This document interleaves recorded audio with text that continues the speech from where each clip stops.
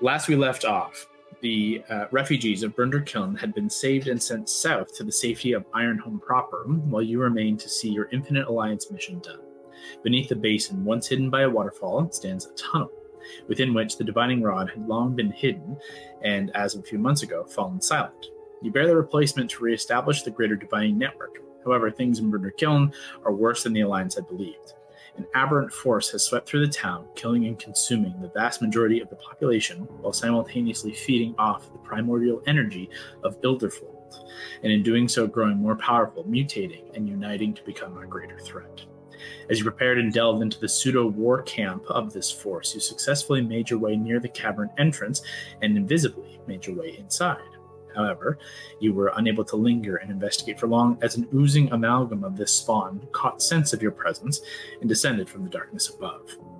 Without being able to see you, it instead closed off the cavern entrance and eliminated your exit. Rather than engage, you looked for an alternate path and found there were 3 old mine shafts that had long been closed off and caved in. One of them had been recently excavated, and a path of oozing tendrils led below.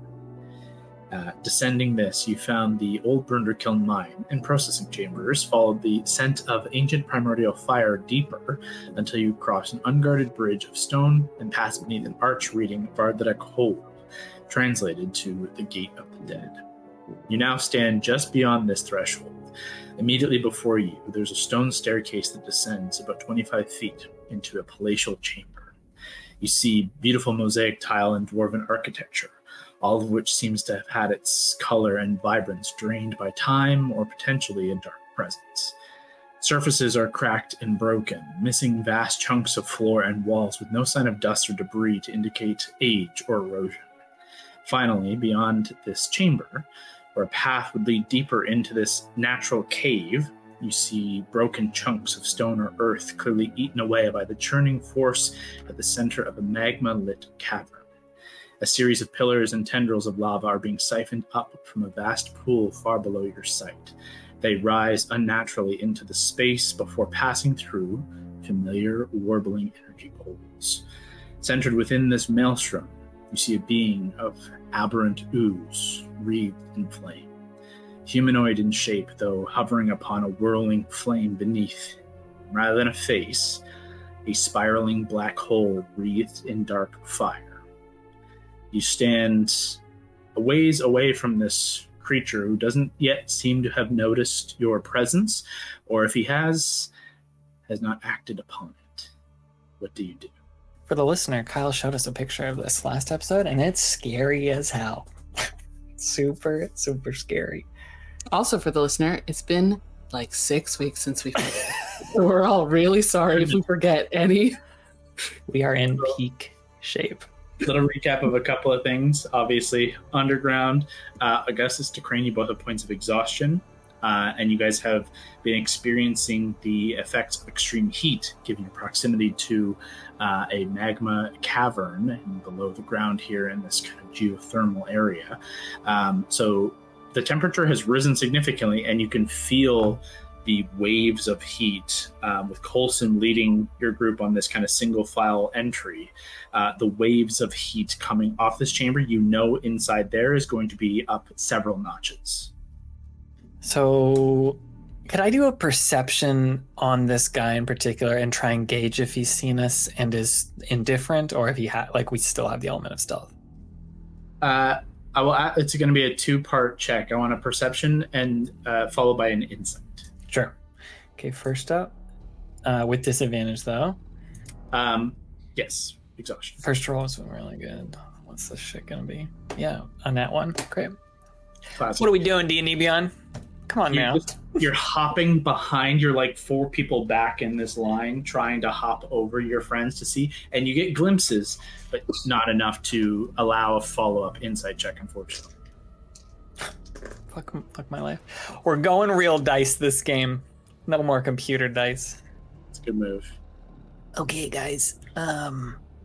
Let's keep moving forward, I guess. Yeah, I'm not sure. We're within 10 minutes of something really bad happening, right? I think so. Okay. I'm gonna. Sorry, go ahead. Can you tell what he's doing after whatever you're about to do? What's he doing with all this lava? Yeah, I can try in a sec. I'm gonna reach over and put my hand on Augustus's shoulder because he's had a rough go these last few sessions, and I'm gonna cast protection from evil and good. Before you do that, are you guys doing this on the bridge on the way? Oh, in? that's a good fair. Or are you going further in? Are you withdrawing? Are you?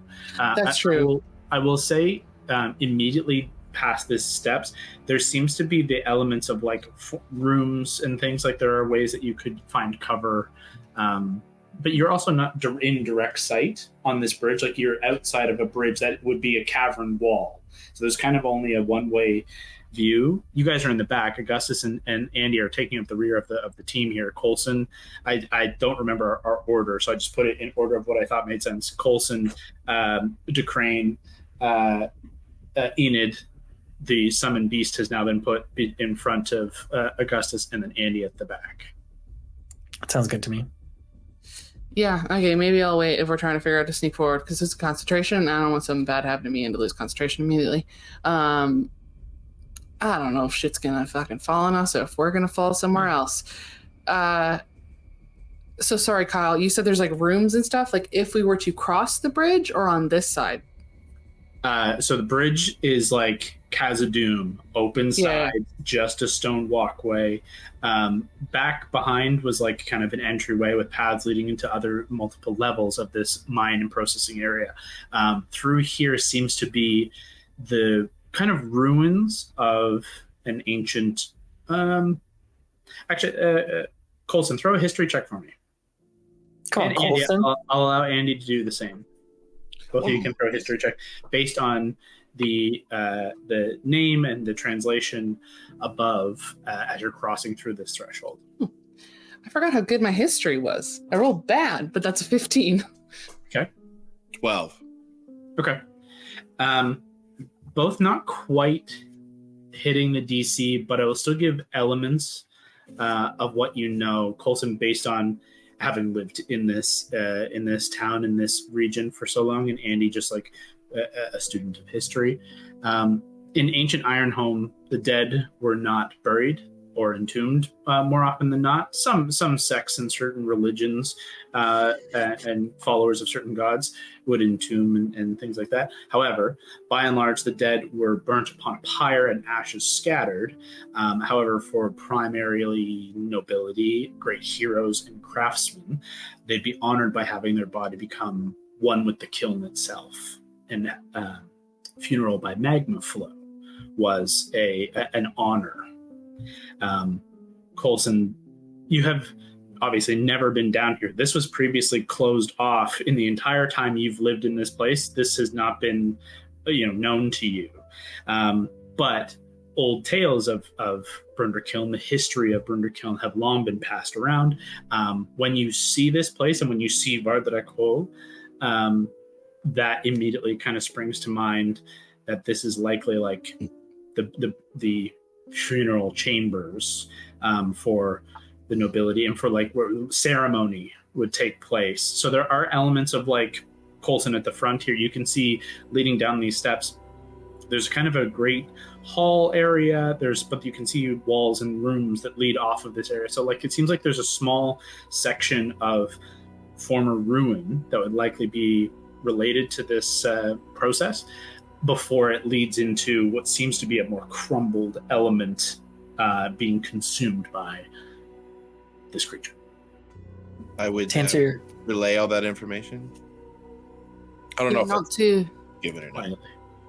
Not to like freak everyone out, but this definitely seems like a place where they purposefully destroy bodies. So let's not have any of our very alive bodies feel the same fate. Yeah, let's not fall in lava. How do we know they faced a living body? One way to find out. You mean the lava? How did like the lava flow face a living body? I mean, they've only faced dead bodies, so the earth being on fire and molten rock has only faced it.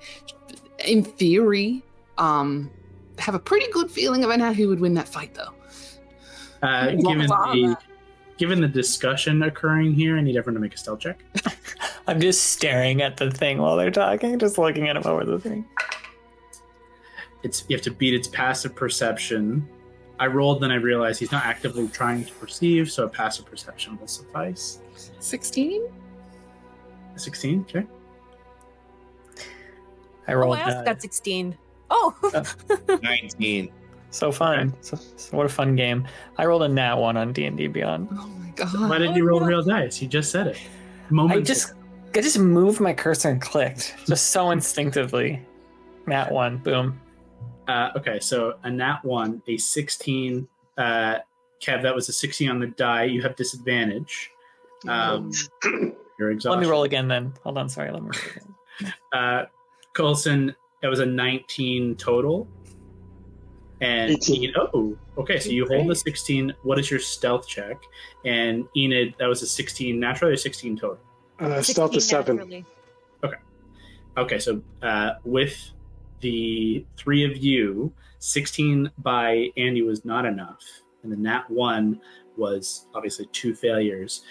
It does come down to a 3-3. So I am going to roll. If I can perceive over... Its passive perception was 17. The lowest you guys collectively rolled was 19 of the successes. I'm going to roll for a 19 and see how we go. So fun. 18. Oh, God. Despite your bickering back and forth and explanation and of history, nothing seems to change in the perceptions and sway of this creature, in the way it's moving or anything else about the space. The only shift I think would be that you hear is like there is like a kind of a shifting, churning sound of like rock tumbling and then being kind of, swallowed and curved up, and you can see like a chunk of rock falls and then is caught by one of these lava tendrils and is like spun in the lava and then up out of sight. Like weird things are happening, gravity and everything is being consumed into it. I would say there are 4 of these or 3 of these tendrils of magma that are like rising up out of sight, both sides. No one has like protection from elements, do we? Is that a higher level spell that anyone has access to? I have absorb, just like you. From watching you, but I don't. Protection from energy is a 3rd level spell, but I don't have that. I don't believe in that. So what are we Okay, doing? Kyle, can I quickly look left and right? Obviously, this is like the very one skinny bridge. Just want to make sure that we're not missing any other potential like ways across, or if this is the only one. Go ahead and make a perception check, low DC. At advantage because of the rod. Mm-hmm. Oh, well, that was a natural 19. That was a 6. So 19 plus, I don't know, 2. 21. Combined with the history check from earlier, there is a single path across here in a ceremonial sense. Like there's one path across this place, and it is death. Great. How narrow of a bridge are we talking? Is there a danger of anyone falling off? If something were to kick off at the bridge, absolutely. It's like wide enough in combat space to be 5 feet wide. So just walking, comfortably. But it is 5 feet, 6 feet if you really want to be like weird about it. But like from a combat perspective, no room for error. Great. Let's get the fuck could across we? this thing. Yeah, and we get across. Maybe there's a place to fight on the other side, like a wire span. Okay. Definitely. Like you can get down into this entry chamber, which is, I'll give you a specific distance. Coulson standing at the closest point before taking foot down to the first step into this next space. Yeah, it's like a 50 to 60 foot chamber before it reaches like kind of a drop, and you can see is like lava and things. Not immediately like a lake on there, but you can see it drops off. So it's a 50 to 60 foot distance out, and then as wide as 100 feet maybe. Okay. With like various rooms and things. Okay. And then what I'll also give you as well, like the chamber past that drop-off point, you see extend another maybe 100 feet to like the back of a cave. So it's like a big open swirl of this kind of lava and floating, rotating rock, the creature kind of central, multiple spires of rotating, shifting columns of magma just beyond this threshold. Great. I can give you a visual representation if you're... Oh, sure. I want it. I didn't know when you wanted to do it, but I'd love to see it. See how we're gonna die. Smash cut camera shots. Oh wow, this is so cool. Oh my god. Look at this rope bridge. Oh. Well, you get to play with your new toys. Rope bridge instead is really cool. Hero Forge sponsor this. That's not Hero Forge, but our people are. Oh, this is terrifying. Oh my god. Yeah. So, that's your entry. So you can see that there is that like kind of chamber on the right side, and then it dives down into lava. You can't quite see how deep down that lava element is, but it just looks like a sheer drop. But you can obviously see the elements of flame. And are we actually on this bridge right now, or you're just showing that's where we would be to try and run across? You have made it to the threshold, like the Vardak whole archway would be kind of over top of where Coulson is, kind of right. Gotcha. Here. So you're literally at the step, which is why I was asking for like checks and things, because you're standing in a doorway having a big conversation with a monster, hundreds. Watching this monster devour the energy. Yeah. Okay, guys, 2 things. We have to stop this creature from absorbing all this lava. I think it's powering the other eggs and spawn with it. And this just looks real bad. And 2, on the other side of this, we got to plant the rod. But first things first, we got to take this baddie down. Don't fall in the lava. DC, as cool as that idea was of maybe it doesn't eat living things, I think we shouldn't test it. Okay, does anyone have a lot of water? I'm like a fire guy, so I'm a little worried about the situation because this guy's eating fire. Yeah. You know, really, very quick. Everyone take a 1 second look at their inventory. Make sure there's nothing cool that we got that we don't remember that we have. We have the Guardian Stone, the Feldspar Guardian Stone. We do have the cool Guardian Stone. I don't want it to fall in the lava because I want to use it again. I got nothing useful, guys. Okay. We have a magical raking flail. Cool. What was the other thing I was going to say? The other big thing is it's kind of flying in the air. So that'll be hard for some of us to hit if it's flying. So if we can try and get it down, do that. Yeah, I think it's going to try to stay back. Let's just do what we can and let's learn our lesson and not bunch up. Sneak in, don't bunch up. Keep each other alive. Okay. I'm going to put my hand on Augustus. Coulson, any last advice? Stay together. Strong. Thanks, Coulson. It's good advice. Thanks, Andy, for this back pat. It's really hitting the spot. Now there's magic that it's okay. What? Yeah, it's gonna like anyway, just you can do good. Okay. Concentration markers are out. The do-gooders, new party name. Where do you head, Coulson, and are we collectively trying to be stealthy? I think yes. Okay. I'd like a group stealth check. Actually, just stealth from everyone, not a group check. This is individual stealth. We will go in a pseudo-initiative order, just one by one, based on your the order of like rank and file here as to where you go. But imagine it happening in like a single turn initiative style. Yeah. So, initiative or stealth checks in front of roll, please. So Coulson first. I'll just collect it. Everyone can call out stealth checks, and then we can go in order of action. 15 and 7, 22. Is that a disadvantage, Kevin? Oh, yeah. 5 for me. Roll a 3. An 8. Oh my god. I don't think 15 for me. I don't think you roll disadvantage, Brock, right? Nope. Kyle? No, I thought I did. There's a D on.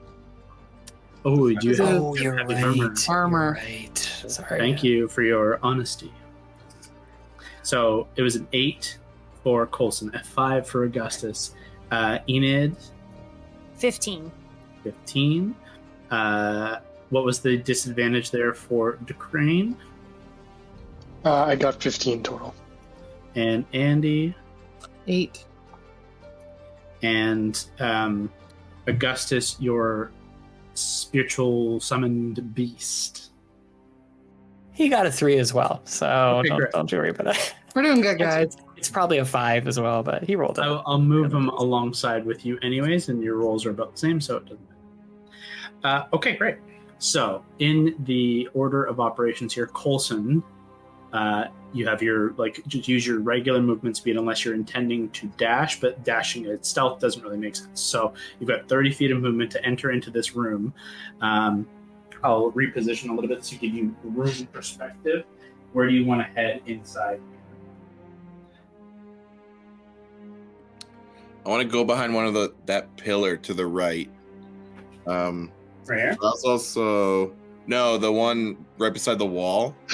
Yeah. And there's another thing. Sorry, let me find it. I have this thing called Mask of the Wild. Mm-hmm. And it says you can attempt to hide even when you're only lightly obscured. I don't really know really what that means. I'm gonna do so your stealth check in this case would be applicable in stealth, like in shadow, like in light shadow, instead of needing full cover to take a stealth action. In this case, there's enough shadow in here that would allow for that stealth that you rolled to apply here. Okay. It might be worth, if you can, then, Brock, going in a little further, because then otherwise people are going to run out of places to... So that's the full 30 movement. Oh, is it? Down, okay, never mind, sorry. Get down these stairs, and then in that far. Oh, I see. Okay. Yeah. And then can I just take my longbow out? Yeah, absolutely. And then, that's all I... You rush over to that side as stealthily and quietly as possible, drawing your longbow, readying an arrow, and then you're going to go to Decrane. What do you do on your way through here? Can I investigate for I want to investigate for anything unusual, like I don't recognize it.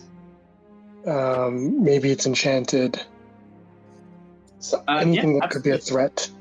Go ahead and throw an investigation check. At disadvantage. 10. And 20. Oh, well, that would have been sweet. But what's your investigation bonus? I think my investigation is 0. Yep, 10 total. Okay, with a flat 10 as you rush in, obviously there's some pretty impressive magic going on in the lava portion of the room. But in the non-lava portion of the room, immediately to your right, you see Coulson rushing down those stairs in the way of an archway that leads into another space. Imagine some walls covering in between, where the walkways are spaced out there. There'd be brick wall in the way.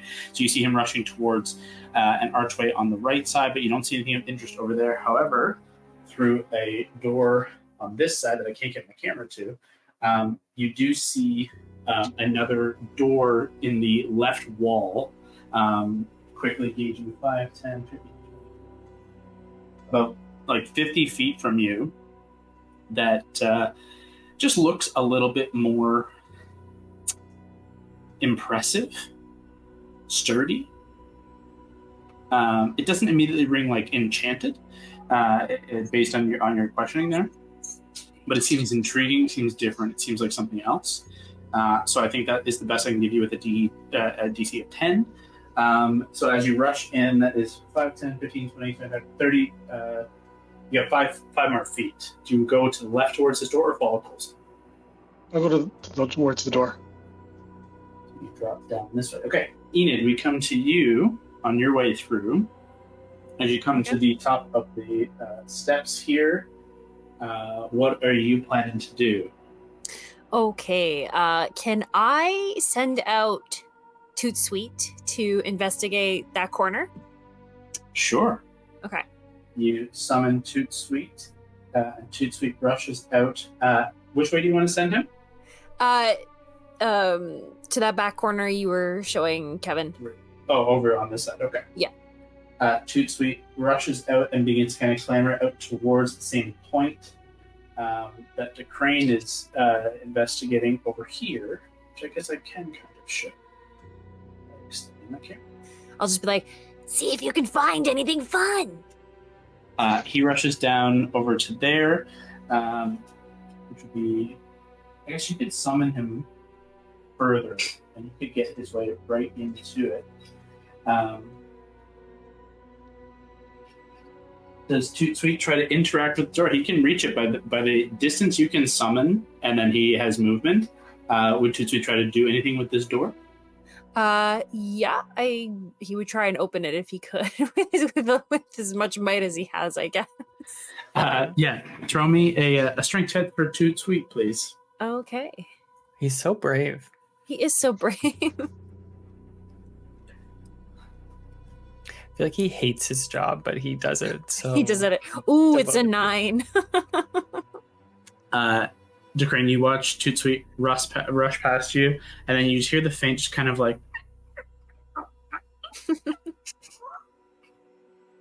Nothing seems to be happening. I just shake my head. He's trying his hardest.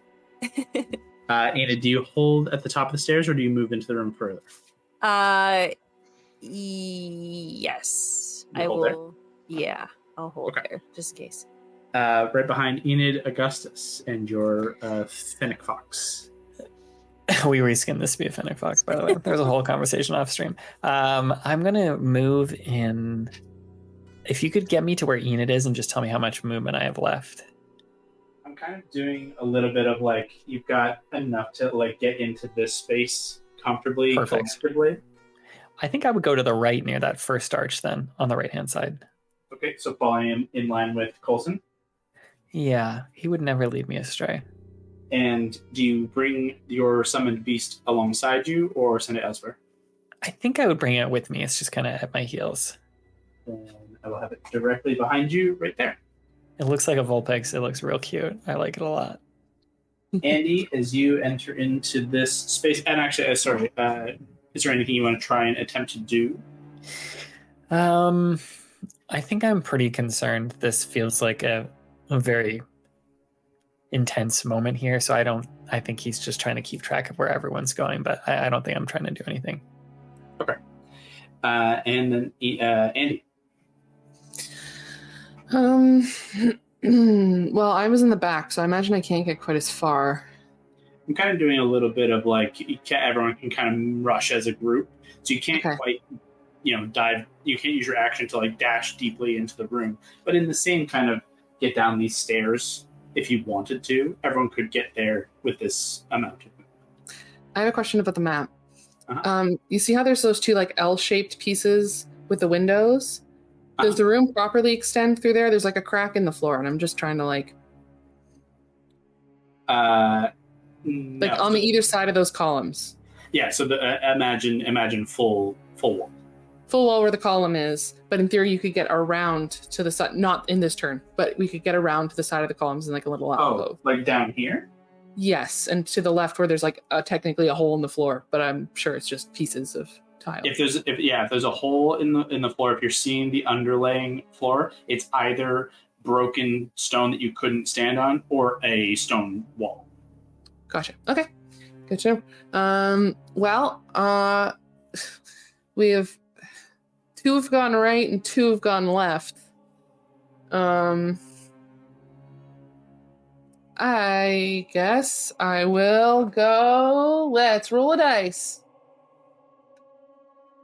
That's right. Okay. You get to the bottom of the steps on the right side, intending to follow suit with Augustus and the group on the right. I'm going to really focus on the dude and try to figure out what the fuck his plan is, or if he has a goal, or if he's like trying to get to something specific. go ahead and make a perception or insight check, your choice. Let's do perception, because my insight's -1. And you have advantage on And I perception. have advantage on perception.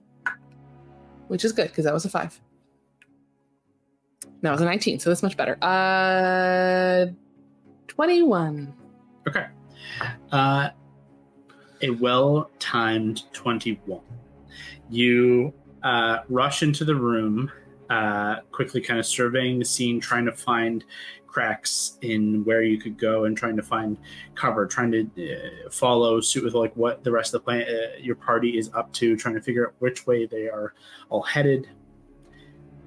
But as you enter into the room proper, you feel the wave of heat across all of you. Instantly, it's 15, 20 degrees warmer as soon as you cross that threshold. Instantly, sweat begins to prickle around your brow and down your back. And you look to the creature as you enter into this space. There is no cover directly forward. It is just an open space to this cavern of magma. So all of you are relatively exposed. The stealth checks you rolled previously kick in at this point, and they were mostly bad. As you kind of come down the stairs, and with everyone moving in, I think as soon as you all came in here simultaneously, you're hearing the kind of faint echo of the shifting clinking of armor. The heavy footfalls are echoing a little bit more in this space. You're noticing sound is surprisingly dampened, and yet the sounds you're creating are surprisingly loud. And everything seems to carry. And you watch, Andy, as you kind of take this point, the creature has just kind of been vaguely kind of shifting, almost like a conductor moving flaming tendril arms and directing the flow of the lava as it goes up into these war-building portals. Through them, you can see just the faint glimpse of the dark sky beyond. And as you kind of come down to the creature, you watch its body turn, and that spiral of a black hole in its face, where a face and eyes and mouth should be, just this ever-churning void. You see you feel more than see a recognition, and collectively you've been seen. The creature begins to slowly drift in your direction, not yet taking any aggressive actions, but I do need everyone to roll initiative. Okay. No. Kyle, is initiative an ability check? I think it does count as an ability check, but I'm not going to give disadvantage on it. Okay. Well, we're moving up. It's not super impressive, but we're moving up the dice. 25 to 20. 20 to 15. 15 to 10. Oh wait. We have a Decrane. 16, 12, and foresee. Decrane is on the board. 10 to 5. 8. Sorry, 15 to 10, 12. Oh, okay. We kind of skipped it 14. and went back to Kevin. You have a 14? Yes. So Augustus, Andy. It was an 8 for Coulson. Yep. And Enid? 10. Oh, okay. Grouped real well together there. Just a big chunk. Feeling great. Kyle, I just assume the spirit goes on my turn, like Ray, or I can roll for them. I believe I would consult the spell. Sure, I'll just check real quick. The creature shares your initiative count, but it takes its turn immediately after yours. Yeah, so same initiative, just after. So, this creature begins to drift in your direction. Every foot it it glides forward, the temperature increases a degree, 2 degrees, 3 degrees as it slowly is drifting closer and closer. Just curiously, Decrane, what do you do? How far am I from it? You are 80 feet from the creature. Okay, I have 30 feet of movement, right? Mm-hmm. I'm going to use that movement, and then I'm going to take a preemptive shot at it. Straight in the open, or do you want to... Can I take cover, or is there a way I can hide behind that ledge? You could get into here, I think, with your movement and just kind of be leaning out of the out of the corner here. Yep. Okay, go ahead and make your shot. Don't forget Kevin too, not necessarily right now, but you have that cool shield thing. Ooh, that's that can give you cover, and also I think I don't know if it's a whole action to use, but yeah, it's a bonus action to plant the shield and give you and steady aim yourself. That's cool. Go ahead. So it's a bonus. It's a bonus action to plant the shield. It fires down to the ground. You have to drop prone and on one knee to kneel into the kind of barrier area to steady your shot, but then you get advantage on your shots. You could also plant it and hold for an aggressive movement.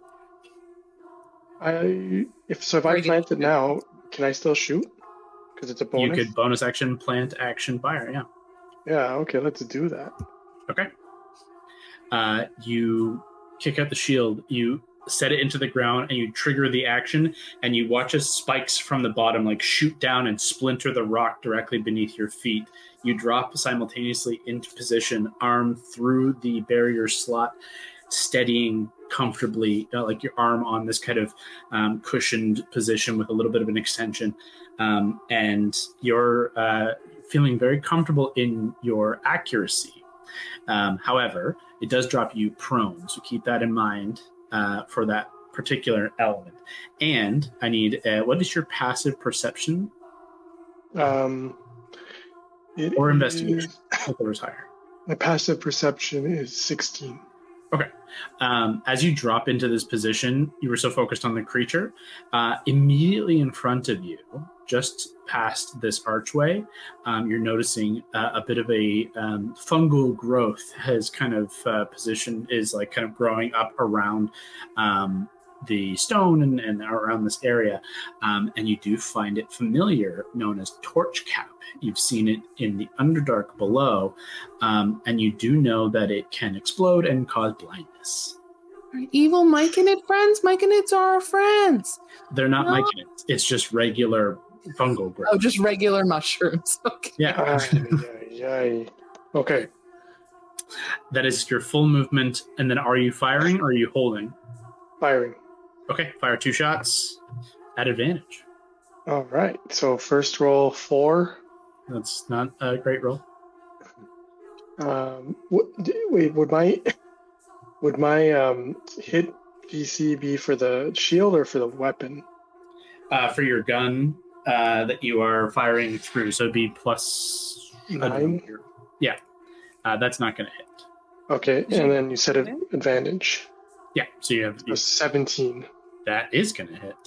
You can roll both of your attacks simultaneously in this case. The fight just started. He's not on death's door. Okay. The shield doesn't do anything for the attacks, right? No, it just gives you advantage on them. Okay, so 1d10 plus 4. It comes out to a 9. So 13 points of damage. You instantly fire everyone. Your ears begin to ache as the shot of the Starwheel revolver echoes incredibly loud in this space, reverberating. And you watch the bullet sail through the flame. It shifts a little, but it doesn't seem to be so concerned with that impact. As you take your second shot at advantage. Second roll. 13. Okay. And 6. A 13 plus 9 is going to hit. So go ahead and roll your second shot. A 3. Plus 3, I think you said. 6. Yeah. Again, the second shot firing in the exact same plus position. 4. +4. Same position as your first. The creature kind of simultaneously, like a little turn, but certainly not like you found purchase. There's no big reaction. It doesn't make a majorly aggressive shift. That's your action, bonus, and movement. Is there anything you say as we kick this off, or are we silently firing? I have warned everyone, stay away from the mushrooms and the fungi. They will blind you if they explode. You call out a warning as everyone watches DeCrane dive into action, firing at this creature. And the creature responds as its turn starts now. With the attacks against it, it is going to... Andy, you're the one who spotted it, and it spotted you, and it looked into your soul. With your poor stealth, it saw you coming, and just a connection there. You watch as its gaze shifts for a moment to DeCrane, and it begins to head in his direction before fixating this spiraling void at you, and you can't look away. Its focus, this unearthly gaze, targets you. I need you to give me a wisdom saving throw, please. Cool beans. That sounds terrifying. My wisdom save good? It's not. Well, it's medium. Oh, thank fuck. Okay. That was a 17 on the dice plus 2. 19. A 19 is going to succeed. You feel like a reverberation in your mind. You feel the sweat begin to pour off your brow, and your brain feels like it's engulfed in flame for a hot second before you pull your eyes away from this creature's gaze and begin to like dive into your whatever your action is going to be on your turn. But you feel that it was trying to pull some trickery and fuckery over your mind. And a flop sweat instantly breaks out. But you're wise enough to pull away as it returns its gaze to DeCrane. You watch it. It's not quite on the ground there. It flies down in, and you watch both its arms extend into these whip-like lashes and both whip out at DeCrane. I do the same thing. DeCrane, that is going to be an 18 to hit. Yes. And a 14 to hit. Sorry, 1 hit? 2 hits? 1 hit. 1. You got it. The first one lashes out and creeps over the shield that you have on the ground. And you... It sounds like so many dice. It's not that many. You're going to suffer 16 points of fire damage, and you are set ablaze. Yeah, the fire smacks into you and like envelops you like a flaming whip. It slams into like over the shield, slicing into your back, and the cloth of your clothing beneath your armor, and even the tips of your hair begin to ignite. You are considered on fire. Just immediately on fire. The second attack, you duck low, and the shield takes the brunt of the blow. So you do not take more than that. It is going to float here.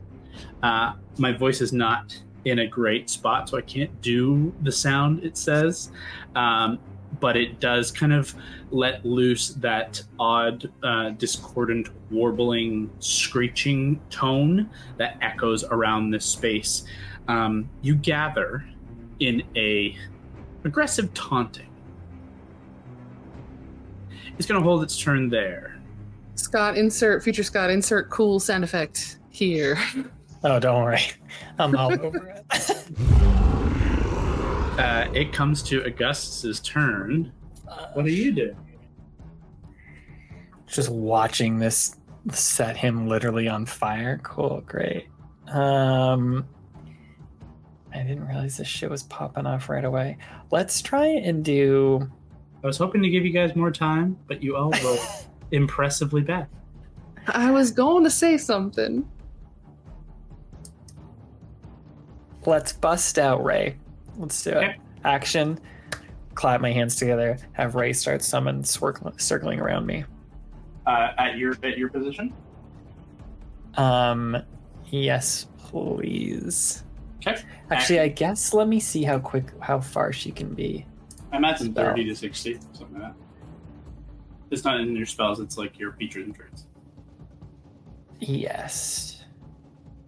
Because then if I could have it near Hondo, maybe I'll try and get... But he's with his cool sword thing. I don't want to stop waffling. I summon her. It's a cream. Summon her around me. Then I'm just going to have her shoot fire at it. Let's see if fire does any damage to this You thing. got it. Go ahead and make an attack roll at her. 5, 10, 20... Like 25 to 30 feet if she has that range, which I believe she does. Yep. It's not that much on the dice for our sweet little girl. 7 plus 8 is 15. 15 just hits. Go ahead and roll for me. 3 plus my efficiency is just 2, or did I get one more? It'd be 3 now. So 6 damage. You watch as Ray is summoned. Her kind of orb of light, this already incredibly warm space, though a different kind of warmth, a more comforting warmth, immediately before you, fires a blast of solar energy, and you watch the creature take it and just almost like rises and like puffs its chest out as if it just healed for 6 points of health. This is not going to be your boy's fight. Not fire. That concerns me. You see Augustus's ears just like completely like melts down to his head. But his little solar fennec fox is going to rush forward as well and do an attack. What's the speed of the summoned beast? Speed is 30 feet. Is the crane within 5 feet? No, he's kind of tucked in here, so he's actually not in range of, not in 5 feet of the creature or of the beast. Let's do it. Maul attack. 11 plus 8, so 19. Yeah, hits. Awesome. One target, 1d8 plus 4 plus the spell's level. So that was the second level. So 8 damage. What's the type of damage? This damage is piercing. Okay. I think fair to say it's a magical creature, so I'm going to give it magical damage. It's magically summoned, so overcoming the resistance to non-magical attacks, that deals full damage. Sick. Then it just growls in its little like sparkling solarness. It reaches up and makes the attack. The creature then looks down at it, and you watch that like risen, triumphant kind of healing form turn to a darker scowl, and you watch the almost like a lion's mane of flame begin to kind of flare around the spiraling void in its face, and around it and down its back, like this dark tendrils of inky fire, like it is taken a more aggressive stance. That is going to end Augustus's turn. Andy, we come to you. Okay, I'm going to be not in the middle. Is it possible to... Wait, let me check the distance on this spell. Yes, it's 90 feet. That's great. Is it possible for me to get down and around to, like, the arch on the right? You can get to the arch for sure. Just keep in mind that if you go through, like, there are the walls of where that empty space are, that's like a hallway around the back right. Never mind. So I can't see through that spot. You can get to the archway and see the creature. Sure, let's do that. 5. And in behind Ray, yeah. 5. You can get down to there and see the creature. Okay, on the way. It is large, so stands quite tall and so you kind of see over objects as well. Okay. So I'm running, just be like, okay, well, fine. I was going to ask some questions. It's fine. And I'm going to, I don't have water, Kevin, but I do have cold. So I'm going to try first level chromatic orb, cold damage, and just see what happens. Okay. I admire your courage. Tenacity.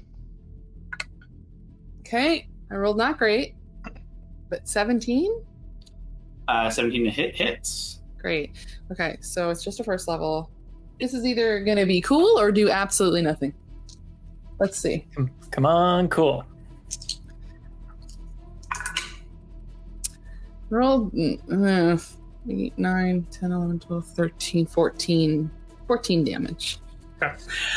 You guys watch as Andy rushes down, spins her icy cold energy up, and fires forth this creature bearing down over this little fennec fox summoned by Augustus. You watch as it turns, sees the energy coming, puts a lash out, and as it takes the hit, you watch it uses its reaction to adapt to the element, taking half damage, but you watch its tendrils of flame begin to burst with frost as they become cold tendrilled whips. Interesting. Okay. So we might be able to like manipulate what kind of element it is. Okay, Set that's each good to other know. up. Yeah. Yeah. Depending on who's going after you. Okay, good to know. That is its reaction, Andy's action, and I don't have any bonuses. you want to take the I don't know. go into the arch. I kind of want to. I still need to see what's happening. So. Okay. Do you want to block the arch or take one step forward out of its kind of path? I'll take a step out of the way in case someone else wants to go in. Okay. And towards the little hole. Yeah. End of your turn takes us to Enid. Coulson on deck. The torch cap that's on the other side, not where Decrane is, but on the other side. Mm-hmm. Is it possible to send Toot Sweet towards that direction to hit it? Yeah, definitely. So it explodes? He won't make it there in time, in this round, but you can send him there. Sure. 30 only gets into there. If you use your bonus, you can give him another command so he could dash. Okay. But it costs your bonus action. That's fine. Okay. So almost there, but not going to make it this turn. Will absolutely make it next turn. Awesome. Okay. You still have your action. Can I move myself forward a little bit out of there? Like sort of towards, yeah. 10, 15, you can get 20. Okay. So 10 feet of movement? Yeah. Anything with your action? I will just hold an attack for now. Draw your bow, ready to fire. Okay. Yeah. Coulson, we come to you just down there. To give you perspective, you've got 5, 10, 15, 5, 10, 15, 20, 25, 30. You could reach the creature if you wanted to get in melee without dashing. Well, that's my first question. Is it an action to switch from my bow to my katana? Nope. Free action. You can stow the bow as you're running and draw your katana. I'm running in there. You rush across the battlefield. You watch immediately as you were being stealthy. You were ready to take it low, and immediately everything shifted, and you shift with it. Drawing the katana, you rush across, leaping and bounding across the old stone terrain, and right up into combat with this creature. Katana drawn. First attack. This is a magically imbued thing as well, so you're adding +1 to whatever you roll here. 15. 15 just hits. Second, I get 2 attacks, right? Yep, 2 attacks. Second attack, 23. Definitely hits. Go ahead and roll damage twice. First damage, 7. Okay. Second damage, 10. Ooh. As you carve 1, 2 into it with these 2 great swipes, you see the creature does recoil from your magic enchanted blade, it instantly is, I would say, fearful. Like, you see an immediate kind of like, I didn't anticipate these creatures being able to actually harm me. And you watch those hackles of tendrils begin to rise up like a feral beast, as it then looks more between you and this summoned beast now. A little bit hackles up. Is that the end of your turn? Is there anything else you want to do? Nope. Okay. That's all I really planned. Coulson marches across, slices twice into the creature, and takes us back to the... no, it does not take us to Crane just yet, because we are in a fun little lair that has lair actions. Hooray, Ooh, lair actions with lava. Always the most fun. Boo. Okay. With the arrival of true threat to this creature, that it had been a little bit surprised. You watch it begin to like pull away from you, but it's not its turn yet. So it's kind of in the movement of pulling away from those of you there. They're about to kind of fly away, but you watch the cold tendrils now with this kind of frost from Andy's chromatic orb, almost like it turns itself backwards without turning around. You know what I mean? Like where its face like goes through its body and its arms shift side, just instantly turning around, and begins to like crescendo rise from the deep. And you watch 3 snake-like tendrils begin to creep up over the edge of black ooze wreathed in flame. I am going to need Coulson, the summoned beast, and Enid to give me dexterity saving throws, please. You got it. Come on, guys. Wow. Wow. Oh no. Stop it. 13. I rolled just a 4. I'm sure it's not enough. Yeah. No, unfortunately, that's not going to do it. A 13 just succeeds on the Nice. action here. So I think flavorfully, as you like cut back through, you cut through this tendril as it comes towards you, and it like kind of shrieks away. You know, as you know when you cut off the tendril of like a octopus or a kraken or something, and it shrinks back over the edge. Unfortunately, however, Enid, as this tendril kind of rises, you were so focused on the creature, you don't see a tendril snaking across the floor, very like slow and slithery, and wraps around your foot and pulls you up into the air. Oh. And we'll say some of this shifts around so I can steal some of the platforms. Gotta Not get you great. more of those platforms, that's all. Everyone just needs to learn how to fly. Would love to. You are pulled up into the air. And as is this fox creature. No. Little guy. Oh no. No. Oh, No. that's about right. It's gone so bad. I was just about to say, these things are real steady. They're real good. Still, They're never gonna fall. You're both pulled up, and as it wraps around your leg, and it just kind of encompasses the entirety of the small fennec fox, just like coiling around like a snake. You are going to suffer some fire damage. Sure. Ooh. You are also considered restrained by this. Ooh. Both of the Enid and the creature, or the fennec fox, 20 points of fire damage. Ooh. Ooh. It's like half Okay. the way. I will point out this is like lava. Yeah. Tendrils. Yeah. I will also allow Enid, as you're pulled up, you had your held action. Yes. Would you fire at the tendril to try and free yourself, to try and break free of this, or do you want to hold those actions to hold on to the creature or something like that? No, I would have instinctively tried to shoot it as it was grabbing me. Go ahead and take your 2 shots. Okay.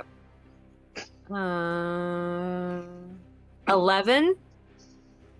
To hit? 11 is not going to hit, unfortunately. Okay. And then second one is 20. A natural 20 or 20 Natural? total? Yeah, natural 20. Oh, fuck yeah. Okay. Okay, Here we roll go. damage. And Roll then damage. 10 piercing damage. 10 total? So what's on the piercing? dice? Yeah. Yeah, 10 piercing damage total. Sick. Well, okay. Well, it only has 10 HP, so that works out pretty well.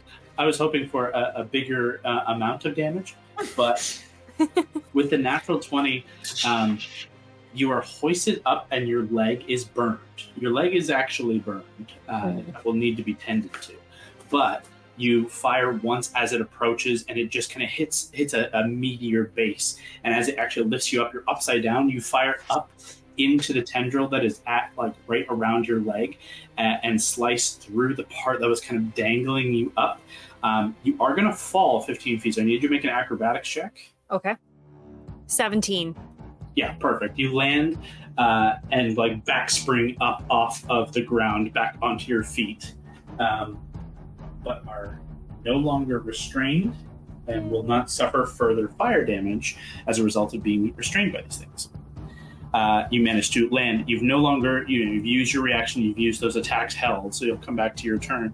But you did not fall in the lava, and you're no longer held. So those are good things to note. Sweet. That is going to take us to Decrane. The top of Decrane's turn, you are on fire.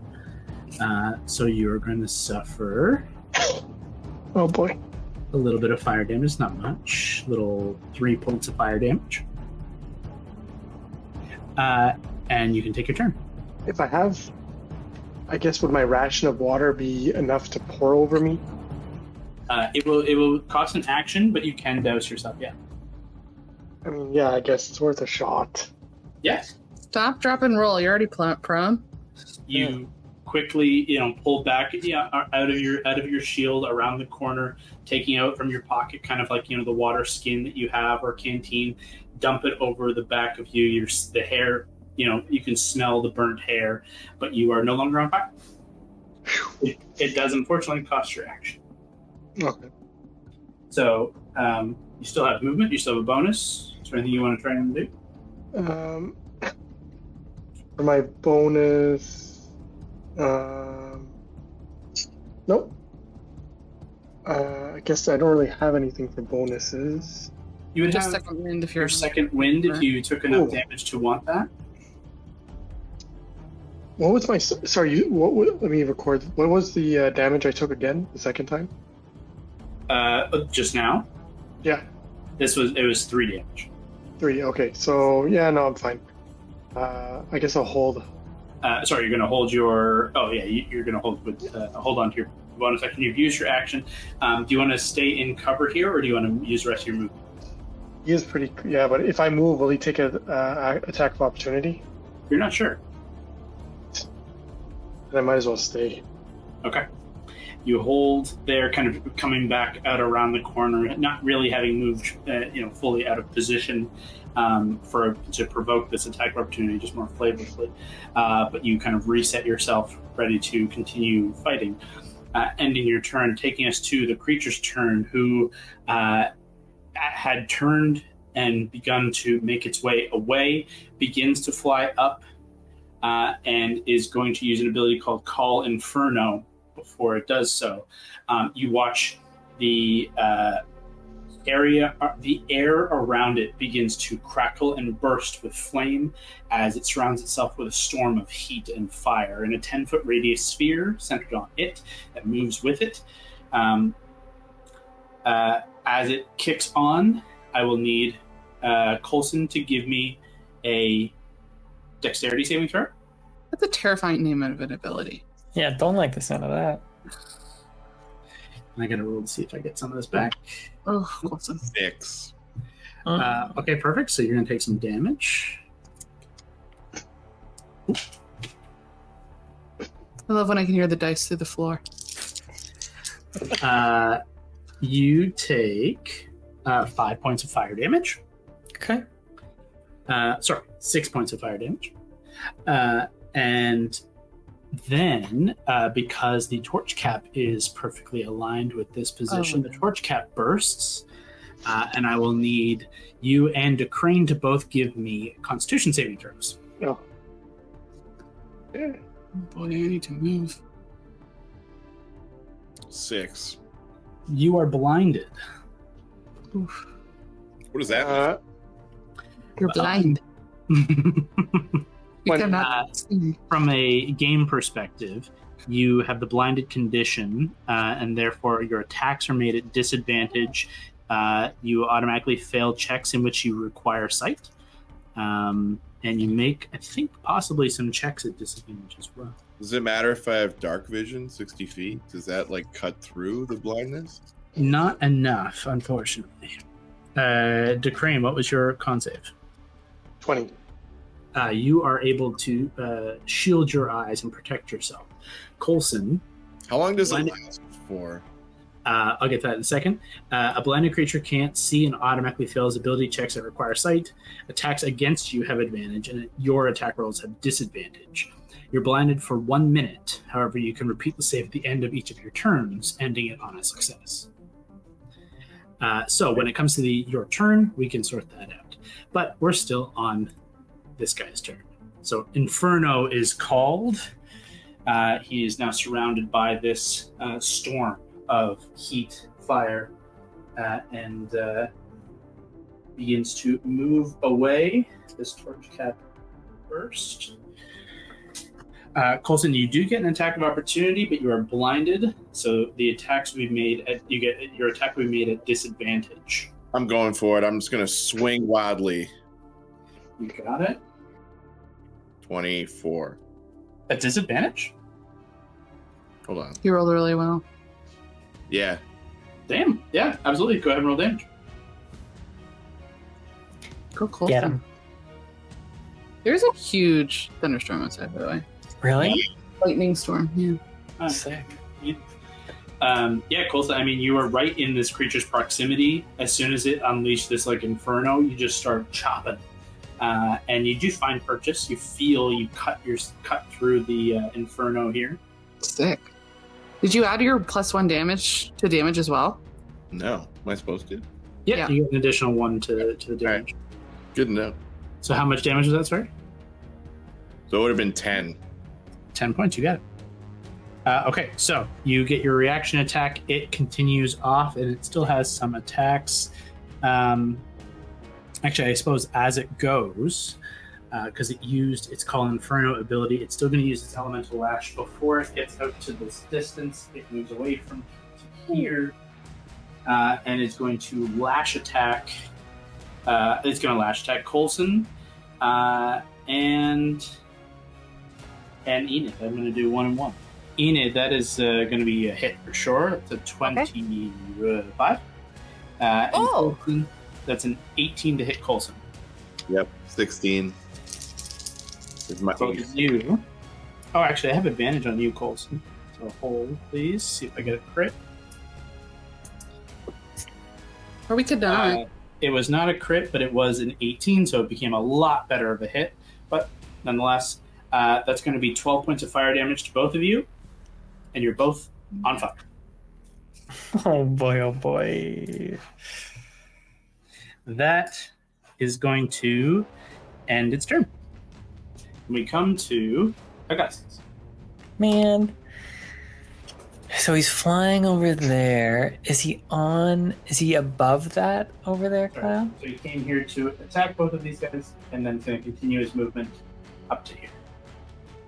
Okay. I have a spell called Erupting Earth, which I can use from 120 feet. I have to choose a point you can see on the ground within range. So he's flying above every ground, right? There's no thing near him? So there is a spire of either a stalagmite or stalactite that has kind of risen up. That would be just near him. I think you're perceptive enough to see it, but go ahead and make a perception check for me. Sure. It was a 14 plus 8 is 22, but with disadvantage it's an 18. Yeah, I still think you can see it. You're not sure if it's enough earth for this to trigger, but he would be about 10 feet above this point. I think he's very tempted to try some magic that he hasn't been able to do before, but not wanting to risk it because it's so much of his magic, he's actually going to run over to Coulson, seeing how like intense that light was, and I'm going to use Lesser Restoration on Coulson to cure his blindness, if you would think I would know that he's blind. I think you see him swinging wildly, and you saw the torch cap burst, and you know torch cap its effect, so absolutely you could see that he seems to be affected. You see DeCrane able to shield himself, but you can see his face is totally fine. Like, yeah, easy enough for you to detect that, and to cast Lesser Restoration if you wish. Now, don't slash me! Don't slash really me! Quick, does Lesser Restoration have a cost component? It says it's vocal somatic. Okay, so no material. Greater does, but not lesser. Greater definitely does. I just didn't know if lesser also had it. But no, nothing about that. We're clear. So you cast Lesser Restoration. Coulson is no longer blind, but he's still on fire. And Augustus, as you touch him, actually, is it touch or no? Let me check. Yeah, for sure it is. Yeah, touch, yeah. You do unfortunately suffer 2 points of fire damage. No problem. And you do unfortunately need to give me a Constitution saving throw for your constitution. Oh, yeah. Oh no, the wall. I turned my fan so I could actually get Does 5 succeed? a 5 total? Yeah. Oh. It does not. My little Fennec Fox only had like a couple HP left after that big wallop. I think it just explodes in a bunch of solar sparkles. Yeah, the Fennec Fox was not long for this roll, as it would have taken a bunch more fire damage at the top of when it would go, which would be about now. So if it didn't have much health, it wasn't going to last much longer. And then it used fire, but does it still look frosty, the big bad? It does, yes. It still looks frosty. Okay, then let's have Ray just fly a bit and shoot at it. Let me just get the range on Ray. This is my bonus action. I can fly 30 feet as Ray, and then a range of 60 feet if that would make it. Fly 30 feet as Ray, and then a range of 60. Yeah, you're fine. Sick. I think you're within 60 from here, but like just coming out to here guarantees it. Rushes forward. 13 plus 8. That's going to hit. I should point as well, the lash attacks that Enid and Coulson took were cold damage, but still burned you. Got it. As a result of the general flame around, but the damage type was cold. Max fire damage here, so 9. 9 points of fire. Yeah, it's just going to eat the fire here. Using its little technique thing? No, it's going to hold on to this for a second and just take the full 9. Oh, I see. Gotcha. I was like, what? It has a new thing? That is your action, bonus action, movement, everything. I think you are done. From Augustus, we go to Indy. Okay, I'm gonna look around, see the torch cap explode over by the boys over there. Look to my right and see the torch cap there, and go, yeah, this is a bad idea, and then move back to the other side. Okay. I don't want to be near that thing. Just as far as I can left. 30. Sure. Rushing up the stairs, back down the stairs on the other Well, side. I should say, I can't tell how far I am from this thing. You are currently roughly... Within or further than 60 feet? You are exactly 60. Tight. I don't actually know what I'm going to do yet. Guys, I just don't have a lot for this. I will just try to... Let's just try to mind sliver it. Let's see if this thing's smart. Do it. Intelligence save. Intelligence saving throw. It's an 18. It's smarter than I thought it was. Okay. Or it rolled really good. So nothing happens. And that's my turn. I'll say it's not dumb, but it's not so crazy smart. I did roll decently. Okay.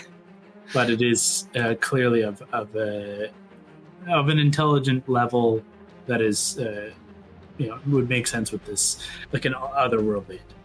Yeah, I wasn't sure. You said at what point it went more animalistic, and I wasn't sure if that meant. Anyway, good to know. That is my turn. Okay. That ends Andy's turn. Enid, top of your turn. You suffer 2 points of fire damage. And then you get to take your turn. Okay. All right. So, hold on. I'm just healing or damaging. Sorry. Since I am struggling, can I use Cure Wounds on myself? Yeah, absolutely. Okay. I'm gonna cast Cure Wounds on myself. Okay. As Cure Wounds, you're kind of touching, and you're able to kind of simultaneously touch and clear the fire and heal yourself simultaneously. Okay. So I healed by 17. Nice. What level did you cast that at? Pardon? What level did you use? I used level 2. Yeah. Nice. Nice. Hey, that's my a really story. good roll. I was bad. I was down to like 5. Yeah. So God. I didn't have a choice. So that is your action. You still have your full movement and bonus. Okay. Touch base. Yeah, and then so I will get Too Sweet to the cap Mm-hmm. to explode it. Do you want him to try to trigger it Yeah. there, or I would allow him to be able to try and or anyone Yeah. to throw it, to lob it. Mm. Ooh. Too Sweet's a little small, so it would be a disadvantage to try and Yeah. throw it. He's a squirrel. Can But- he- Oh, yo, could I hug Could it? he- Yeah. It'd be sick. Yeah. You're not sure if it's going to have any effect on the creature, but That's true. We can try. If it's gonna be damaged anyway, right? We might as I would well. huck it into the lava away from everybody. Yeah. This is the thing. If it fails, it'll land in the lava, right? Yeah. Okay. Let's try it. Let's see. Do you want to move out of the way first? You'll be fine. I'll be fine. 10-foot radius, so if Too Sweet really fucks this up, it's going to burst around him. If he throws it in the lava, it's going to fall over the edge. If he hits the creature, you're far enough away where it's not going to trigger. Okay. So it's going to be a athletics or strength check for Toot Sweet. Okay. So D20 plus whatever his strength modifier is. I don't think he has an athletics score. At disadvantage. Because he is tiny.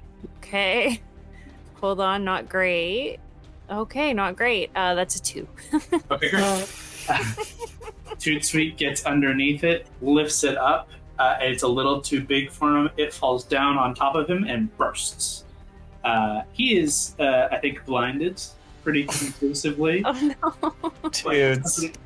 It doesn't affect anyone else, thankfully. It's been Yeah. safely. The bomb has been. What's the word I'm looking for? Diffused. Diffused. Thank you. You see that happen off in your the periphery of your vision as you finish healing Let's yourself. go. With your action. Poor Toot Sweet. Do you want to move or do you want to stay there? I'll stay there. You got it.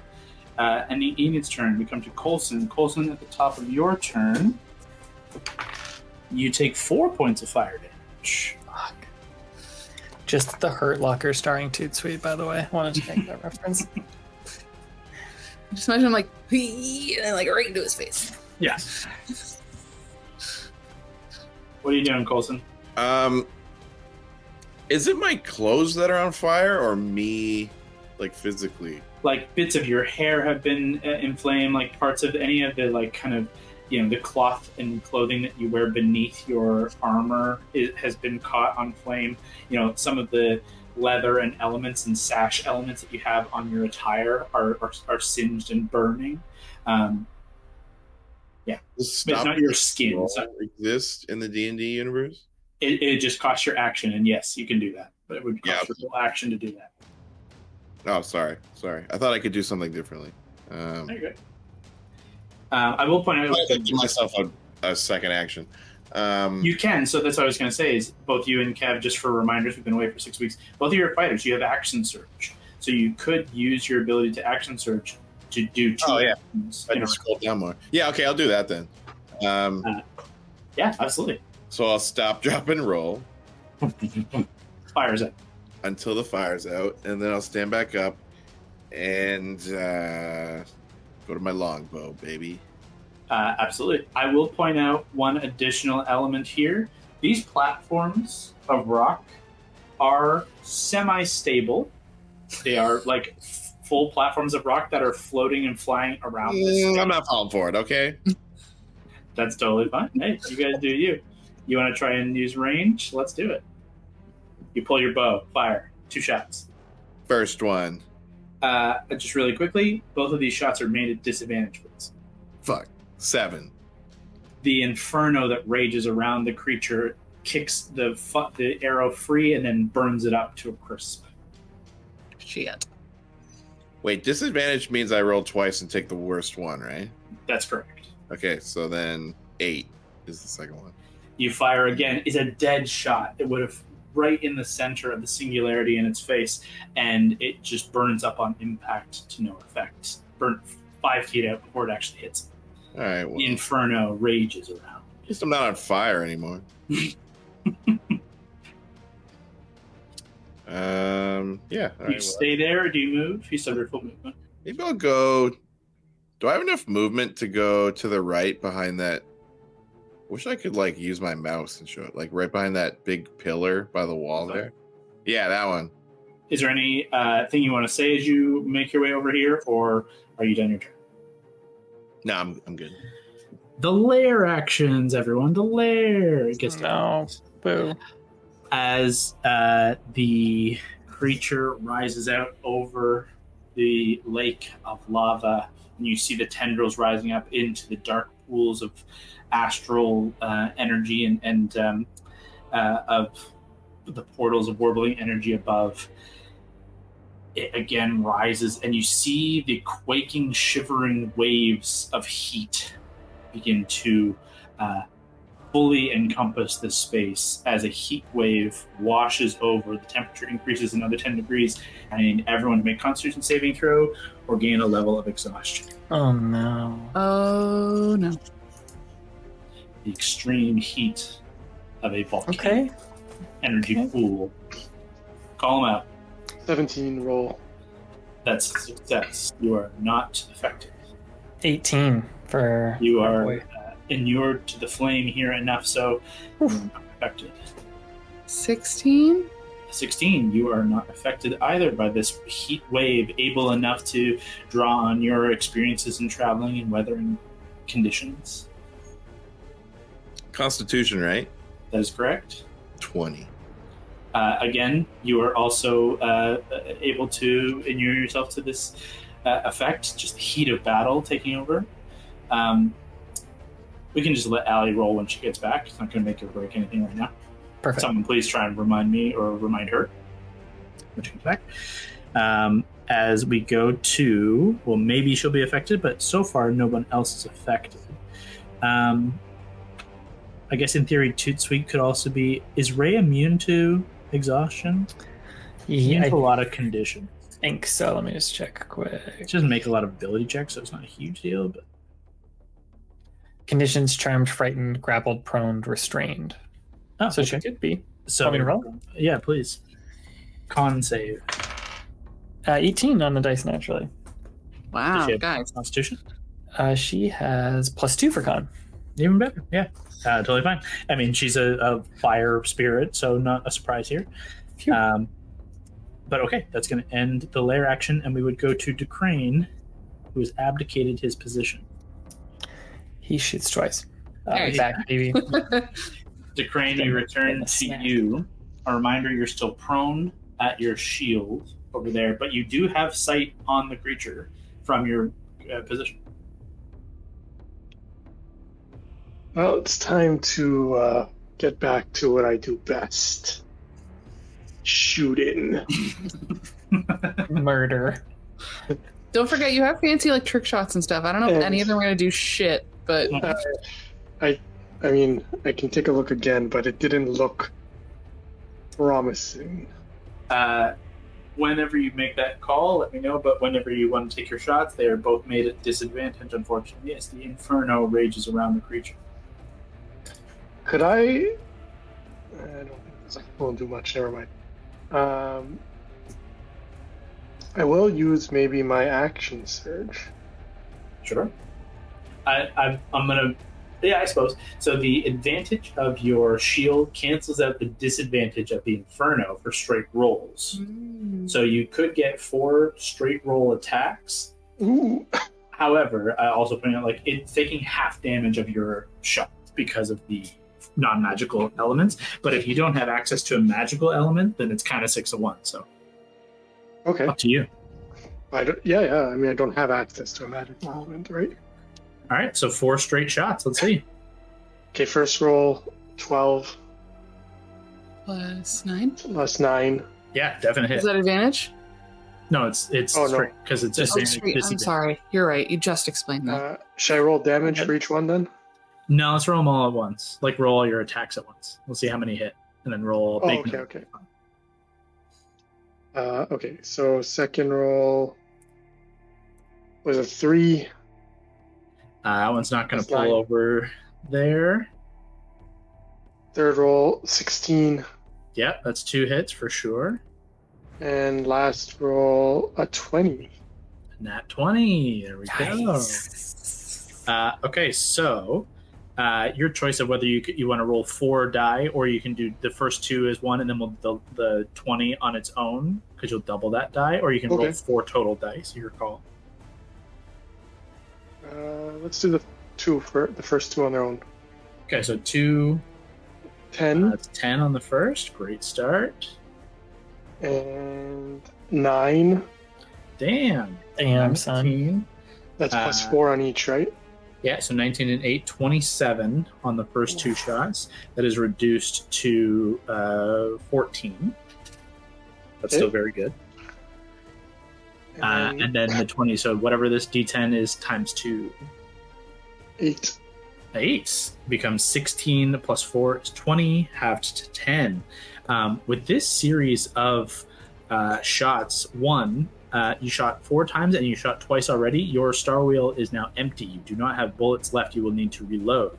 However, as the barrel spins, smoke billowing out of your gun as it's red hot from firing 4 times in very quick succession, you do watch the creature recoil at some of these shots as they pierce through the Inferno, and you watch the Inferno just shatter and like dissipate from the result of these multiple attacks. And again, that the hackles are up, and this like dark fire takes over what is normally the oranges and reds of flame. It becomes a lot darker, more black, more inky. Threatened. You successfully dealt quite a bit of damage there, even cutting through resistance. If you can't take the heat, you better go home. Love it. You quip from behind your shield as the creature roils. That is your action.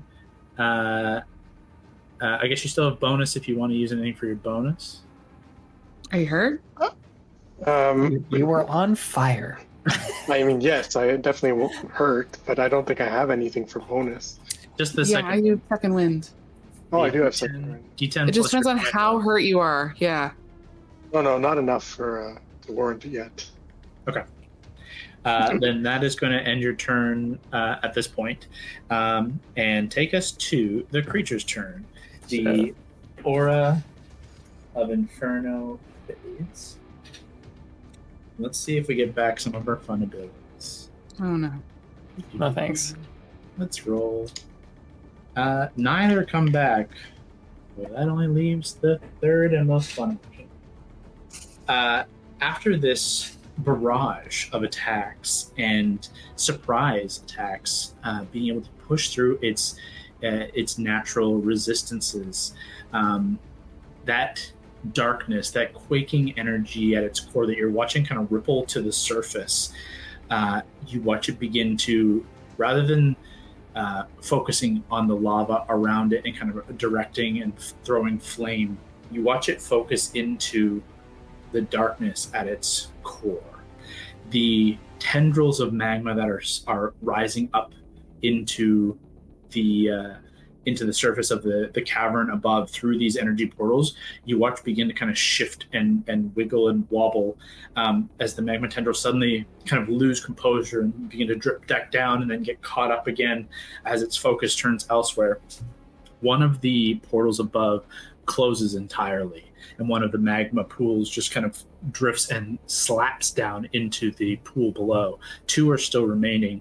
However, this darkness at its core collects, and it summons forth the darkness, this ooze. You see it actually pull from like its heart a black orb, and it hurls it. Well, you're so perfectly spaced away from each other. You've done a good job. We've learned from how many years of playing D&D, guys? It's going to hit all of you. Don't get too cocky. Okay. Okay, cool. Great. I'm trying to position how hard I want to hit certain people. Gotcha. Cool. I think we're just going to go straight in the middle of the room just to draw on the most people possible. Yeah, that makes the most sense. So, black orb drawn from the heart of this creature, the essence, is drawn out and it hurls it forward. You watch this spinning orb begin to kind of stretch, and it tears through the fabric of space-time as it detonates kind of directly in the middle of the room. You watch a miniature black hole begin to spawn and bubble and burst and boil as it tears through space-time. And you just feel waves of energy begin to...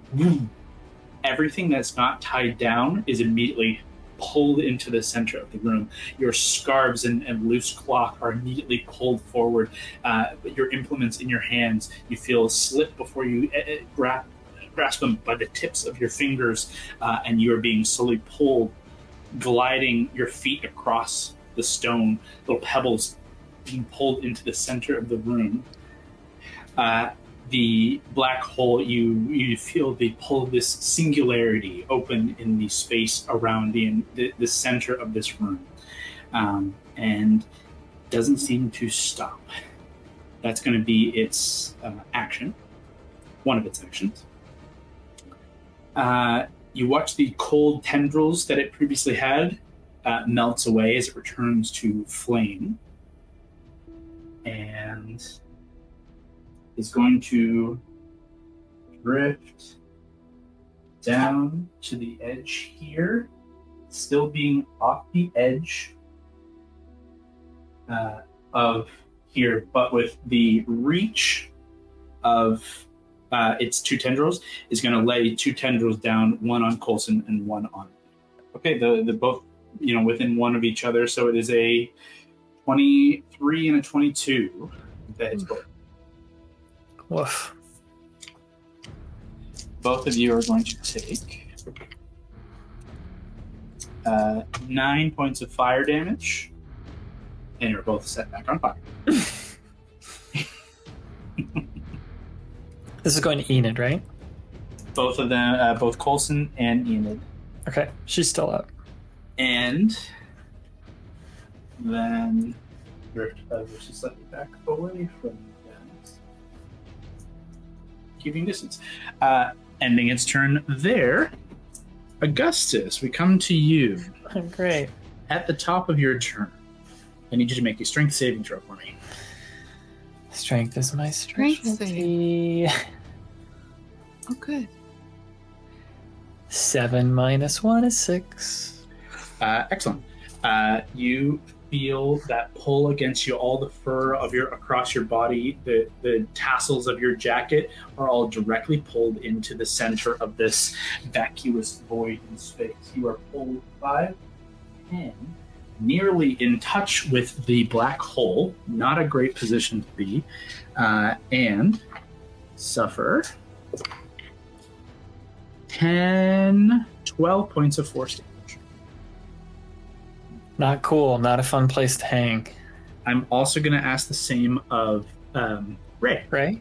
You got it. That one for Ray. Then we will give Ray 12 points of force damage as well. And you watch Ray be pulled, because she's closer, right up into the black hole. And you can see, like, she's being pulled within it, and being pulled, like, apart. Jesus. Her light is being swallowed and, like, pulled in multiple directions at once.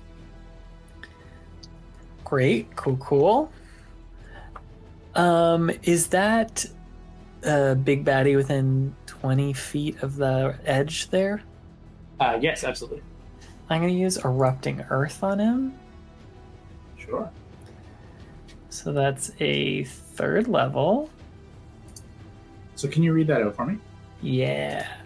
Within 120 feet, deck save 16, a fountain of churned earth and stone erupts in a 20-foot cube centered on a point in the ground you can see within range. Each creature in the area must make a dex save. A creature takes 3d12 bludgeoning damage on a failed save or half as much damage on a success. Additionally, the ground in that area becomes difficult until cleared. You got it. Okay. Saving throw coming right up. Not very good. 11. Great. Let's do 3d12. 1, 2, 3. Decent. 22 damage. 22. Okay. In this case, the ground is not magical. You're magically churning it, but it is not magical, so it is half, but still damaged nonetheless. That you watch the creature kind of react and shift and succeeds maintaining concentration on the effect it has. That is your action. I think we have a dramatic moment of being sucked into this thing and Augie reaching for Ray and bits of little Ray's light trying to reach him. And then just as they touch, are we within 5 feet? You're not within 5 feet of each other. Can I try and get within 5 feet? Can I move, or am I at 0 movement? With your failure, you have 0 movement. Oh, man. Both of you cannot move from the space. I will say, your speed is reduced to. Sorry. It fails or save speed reduced to 60. I'm pull 10 feet to a second. No, sorry. It is difficult terrain. Right now, Ray has 0. Okay, could I get to her and then we use her teleportation? Yes, yeah, you can get to her, and it's your bonus action to use for teleportation. Yep, no problem. Struggle my way to her, grab her in a hug, and then we just move 15 feet, and I'll just try and get us 15 feet away from it. Which direction? Yeah, I guess south, like back towards where we came. Up the stairs? Towards Andy, yeah. It's right there. Yeah, that makes the most sense, trying getting away, yeah. You got it. I will point out, you still feel the tug of this energy on you at this position. Scary. Allie, you took 9 damage. Okay. And can you roll a con save? Yeah, you need to roll con save and something else. She's on fire. Okay. Con save? Okay. Yeah. Con save versus exhaustion. 21. Nice. We all rolled so well on that save. That's great. Yeah. Nobody gained further exhaustion but heat, so that's great. There is now a spiraling black hole in the center of the room that is trying to consume all of you, and the creature is kind of drifting away into the lava, doing its thing. What are we doing? Are we trying to shoot it a lot? Yeah. No, we're still in it. The crane shot it a lot. Yeah.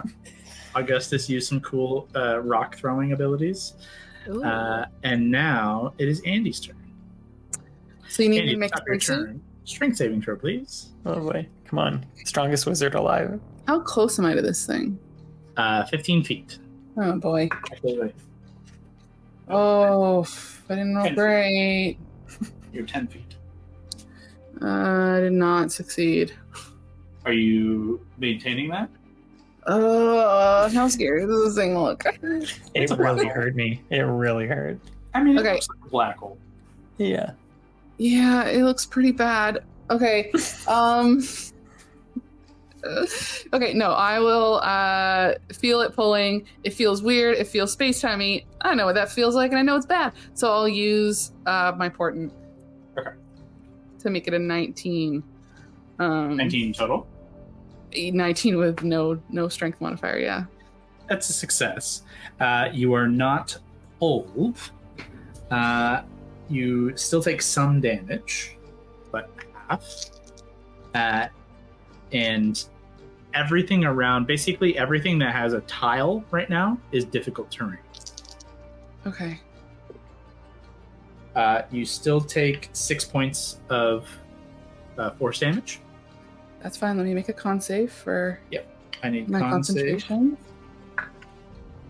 Natural 20. That's pretty good. Maintain con. Okay. I have a few questions. When in our little like homebrewiness of when I'm doing my portent in the weird like separate space beyond spaces, does any of this look particularly weird? Does like the portal look extra weird? Is there anything that looks different from what I'm used to seeing? Because it seems to be a lot of interplanar shit going on. Is anything more different than what you're used to seeing? Like, is anything reaching into that weird like fate layer that we always talk about when I go into my... Or is it just like portal? I can give you some information. However, it will cost your action to learn it. Yeah, okay. I don't want to do that at this point. It'll be a skill check to like try and suss out some information, and you're not sure how much of it will help you right now, or if it would just be important information that you'd want to know. Right. But it would be like an active like sense and like looking around and perceiving. Yeah, I would make it an Arcana check given the request. Okay. But it's an action, or you can do something else. I think she's very, very, very curious about it, but has to like pull herself away from the questions because things could look bad here. Secondary question again, let me know if this is an action. When this thing summoned the portal and it was like backing away, did it look like it was backing away from the portal because it's also scared of it, or like just because I want to stay away from baddies who are trying to hit me? Tactical maneuver, just to keep itself out of your ranges. I understand. Okay. Can I try to get up by Decrane? Like, I just want to try to move away. You said it's difficult terrain. Mm-hmm. Double move. But I think that's the only direction that makes sense. 5, 10, 15, 20. Yeah. Fuck. Okay. Do I want to change my concentration? Do I want to change my tactic here? Drop concentration. It hasn't been useless yet. Okay. I'm gonna try. How fucked up are you guys? Enid and why can't I remember Brock's character's name? Coulson. I almost called him to death. I was like, that's not his first name. How fucked up are you guys? I'm at 15. Okay. I'm at about half, 33 of 64. I could make it come closer to us, or I could try so that we can try to fuck it up. Do it. But I don't know if that's worth it. Coulson hits hardest, and he goes. You know. Hmm? He goes after me. It would be Enid and Coulson up next. See, I'm worried about putting it next to Enid, and then Enid's gonna get super fucking hurt. We need to hurt it. I'll also point out really quickly, just being a friendly neighborhood DM, when it comes to their turns, they will be potentially pulled away from the position they're in. True. The gravity thing. So it might not even be useful. So they could get pulled away and reduce movement. They may not be able to get to the position that you previously thought they were in. That's totally fair. Okay, then we're going to try something new. Given everything feeling weird and these like space between spaces and dealing with space-time, she's just going to hold out her hand and kind of her hand like disappears into like this weird almost like part astral form where her hand looks, and she just turns it back, and I'm gonna try to cast slow on it. Ooh, yes, I love it. Okie dokie. It's wisdom save. Not terrible at wisdom. Let's see. It's not terrible at wisdom. But a 4 is not a good die roll. Or a total of 12. No, 15. Okay. So it is slowed. I'm going to take my... Sorry, Augustus. That's my concentration now. Yeah. My back rub. It didn't do anything.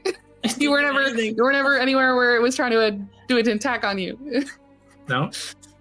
It was focused on the damage dealers there from Coulson and... Slow is So great. if it's slowed, that means its speed is half. It has a -2 to AC, to Dex and Dexterity saving throws. It can't use reactions. It needs to make either an action or a bonus action. I don't know if this thing has bonus actions. If it ever casts a spell, which I don't think it does, it has to roll to see if it gets to do that. What I will say is I will... it doesn't use action or bonus action, but I will limit the effect, the choices that it can make. It can't do both the Elemental Lash melee attacks and one of the other cool abilities it's been using. It will have to use one or the other. Okay. Half speed, -2 AC, -2 Dexterity saves. Is there anything else? That's it. It's mostly just stuff it wants to do, and then there's stuff about magic, and it gets to make a whiz save at the end of each of its turns to try to beat it. So we might only have this for a round, guys. So if we can get in and try to fuck it up, now's the time. This is it. Okay, it does have a decent wisdom, so we'll see how this plays. That is your action to cast slow on the creature. You watch it take hold, and its movements, all the tendrils of fire, suddenly become slow motion. They're just gently, faintly moving in space. They're no longer flickering fast as flame is wont to do. And its reactions, its turn of the singularity of its face seems languid and slow. However, the black hole in the center of the room is still there, and there's still plenty of danger here. Andy, that's your full movement. I don't think you have any bonus actions. I think that's in your turn. Yeah, I just kind of call it, oh, that worked. Okay, this probably isn't going to last long. Someone needs to hit it really hard so that this black hole goes away. That is going to end Andy's turn and take us to Enid and Coulson on deck. Enid, at the top of your turn, 2 points of fire damage. I am going to... Sorry, secondary top of your turn. I need a strength saving throw from you. Ooh. Nothing like a secondary top of your turn. 10? A 10, perfect. You feel the bowstring and bow in your hand pulled behind you, and you just pull along with it. You are pulled 5, 10 feet just outside of the actual range of touching the black hole. You can feel it tearing away at the cloth of your clothing. You can feel it pulling hairs. Loose hairs are being ripped away. Your ears are pulled straight back. It is at your back, for those of you who know D&D stuff, a sphere of annihilation. This just warbling death ball directly behind you. You also take a little bit of force damage as a result of that. Oh. That's going to be 15 points of force damage.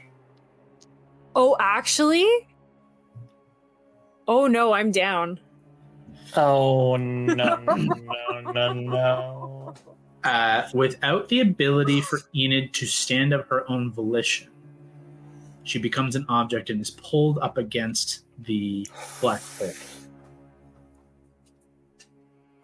It's going to be bad. It's going to be real bad. Yep. Yes, it is. A big bonus, you're no longer on fire. Oh, okay, great. The worst bonus is you will automatically fail death saving throws against the black hole, so there's no need to roll. Yeah. Unfortunately, that is going to be the end of your turn. Okay. Coulson, at the top of your turn, I need a strength saving throw, and you take 2 points of fire damage. Come on, Coulson. I was just feeling optimistic. I was like, okay, things are going great. Sorry, you said strength saving throw? That is correct. You have proficiency in it as a fighter, but you did 14. dump strike. A 14, let me double check, does not succeed. Fuck. DC 15 for the singularity. You are pulled 10 feet, 5, 10. Not within range of the singularity, though you see Enid's limp form kind of wrapped around it, being pulled into it. You do, however, suffer. Oh man, these D12s have not been rolling good for me. That's going to be 8 points of force damage to you. This is all difficult terrain, but you still have your full action, bonus action, and movement is just doubled. It's half speed. What would you like to do? Is the creature itself flying in the air right now? Yes, it is. Okay. Well, first off, I'm gonna do Fighting Spirit. Ooh, as okay. Action. So I give myself advantage on weapon attack rolls until the end of my turn, and 5 temporary HP. Big. And then I'll move to like just right before that rock, like on the edge, so I can get a good shot, and then I'll shoot my bow off. You got it. Unfortunately, you're still within the pull of this black hole, so these shots are a disadvantage as your arrows are pulled back from being fired, but you can still shoot. Would it be straight now because he gave himself advantage? Oh, that's right. Yes. So straight rolls because you've given yourself advantage from Fighting Spirit. Absolutely. Straight rolls. Shoot this bish, Coulson. Wait, but just one? Yeah. Roll? Okay. You still get two attacks, but there's only 2 rolls made instead of advantage or disadvantage. The first one was 8, and the second one is 9. Oh, On the dice or total with your bonus? Total. Okay. Oof, fuck me. You fire 2 shots in quick succession, but like as you fire the first, it like fires 5 feet before like spinning in and is pulled back, and you have to dodge to watch it get swallowed into the black hole. The second you fire, and the exact same thing happens, and it just like swirls around, nearly hitting Enid, is just swallowed into the black hole. That's your action, your full movement. You have and your bonus action for Fighting Spirit. So that is going to end Coulson's turn. It's tough out here, folks. Top of the round, the lair action. Everyone, the lair. Oh no. Well, bye everyone. No, you're so The good. You're so lair good. acts now. Let's see. Use her corpse as a weapon. Okay.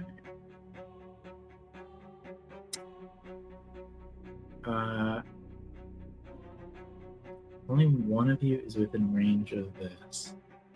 If only we had like a necromancer, we could like summon your corpse like Doctor Strange style. Oh god. Oh my, can you imagine? Multiverse of Madness. I've never heard of that movie. I don't think it's real. Oh no. You don't know Pizza Poppy? so gross. Gord used to do that too. Yep. It's true. I was When hoping Gord used to try to put a whole body into a bag of holding to reuse later. I forgot about that. It's a good necromancer's move. Okay. Things go bad to worse. As you're all reeling from this series of events, Augustus looking down to see Enid's limp form now against this black hole, barely having escaped yourself. Coulson struggling to continue the fight, but unable to battle here. Andy, your magic working, but you're watching your friends fall by the wayside. DeCrane, still doing your thing. You're doing all right. You all feel a presence and a darkness settle over the room. The entire room grows cold, and light fades and dims significantly. You look to the portals above, and you can see a shifting of dark mass through the 2 remaining portals.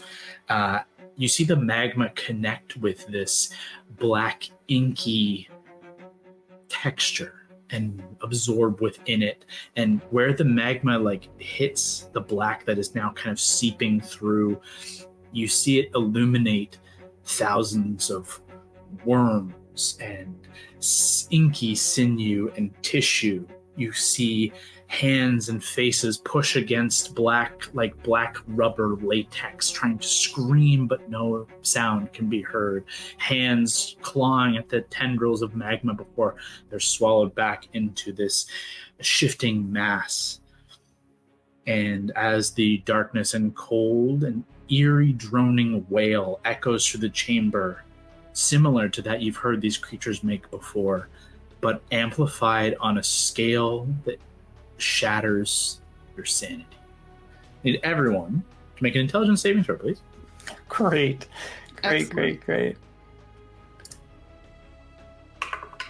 Yeah, that feels right.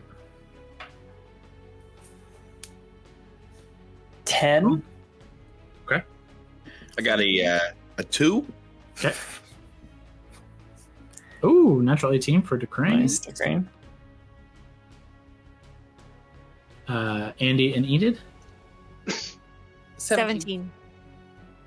Were those both 17s? Yeah. And reiterate Augustus and Coulson for me. 10. 10. And 2 for Coulson. Okay,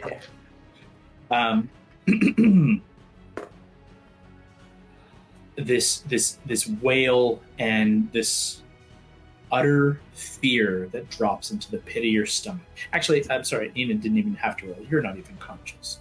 Oh, she rolled so good though. I know, the one time I roll well. The utter fear that drops into your stomach like a lead ball. The heat that you should feel in this room is frozen and chills your veins. Augustus and Coulson, you are both stunned as this series of events and this presence of something otherworldly and more frightening and powerful than you could possibly imagine has just made itself known before it kind of slips back out, taking like chunks of the tendrils of magma with it, and you see some of the star sky through the portal be replaced, this black starlit sky. But the echoes of that cosmic horror remain. Yes, Augustus, Coulson, you guys are stunned for this round. Oh no. That is the lair action. Decrane managing to sidestep the sanity in cracking for presence. You take your turn. At the start of your turn, I need a strength saving throw. Sure. 14 roll. What is your bonus? You should have proficiency, so you should be fine. Strength saving, you said? +2. Yep. Proficient. You just skate over the DC there. You are not pulled. You take half as much damage by the presence, the pull of the singularity, for a total of 7 points of force damage. Mm-hmm. And you have your turn here. I'll remind you, your star wheel is empty, needs to be reloaded with an attack action. If you want to do that or have anything else up your sleeve. Well, I want to ask, just as a hypothetical, a arrow wouldn't have an effect on this thing, would it? An arrow would have half as much damage. Like, it would still be an attack roll. Be made at disadvantage while you're within the presence of the black hole singularity, and it would deal half as much damage, but it would be identical to your star wheel. Like, your shots are both at half damage for non-magical. It'd be a D8 versus a D10. Could he use his other gun? Which other gun? You have a second gun? That's the one. I thought he grabbed another gun from the bodies of those, the people where he got the shield from. Oh, yeah, but it's not is it not attuned, or I didn't... I know. I think it was it was like damaged. You could get the ammunition and in theory use it for parts, but I don't think it was a fully functioning. I could be wrong. I just don't. No, the using for parts sounds familiar because you were talking about if it gets jammed or something. I think my intention wasn't to give you a secondary gun, so Got it. I would be surprised if I did that. I was. So I will probably use my action to reload. Okay, so it just takes one of your attacks. You have 2 attacks, so you can use one attack to quickly reload, and then you still have your second attack. Okay. Also, I don't know if this is a glitch, but in my trick shots, it says disarming shot 4 times. No, that is presumably a glitch. Okay. Whoa, that was a crazy one. Thunder. Yeah. That was wild. Okay, so now I'm loaded. I will fire. So I will roll. Are you still at your like thingy? Yeah. Yep, so it's a straight roll. 11. Plus 9. Plus 9 is a 20. Definitely hits with its reduced AC for sure. So go ahead and roll damage. Please roll high. Break this thing's concentration. Do any of your trick shots do extra damage? No, there's like disarming. Okay. And I don't even know what I have now because it seems like they've been replaced by. Winging knocks it prone. You've got winging, dazing, disarming. I don't know what. I see disarming twice as well when I look at your stuff. But Weird. winging, if it's flying, would it knock it prone in the lava? Typically, winging is it'd be for winged creatures, which makes sense. That keeps themselves aloft. This creature seems to be able to hover via its flight. It would maybe I would allow it to like drop a little in height, but it wouldn't knock itself. It wouldn't knock. Gotcha. And dazing wouldn't work? Dazing, you would be able to suffer and make a con save or suffer disadvantage. Yeah, I mean you can use a dazing shot for sure. Maybe I'll do that then. Okay. I'll do that. Sounds good. So it makes a con save. Also, what was your total damage, Kevin? Because it has to make a con save as well. Oh, sorry. 7 and 4, 11. 11 points. So it would be I'll give you the roll up for 6 points of resisted damage. It rolls a 16 naturally to resist the daze, but it has to make a con save to maintain concentration on the singularity. Let's see.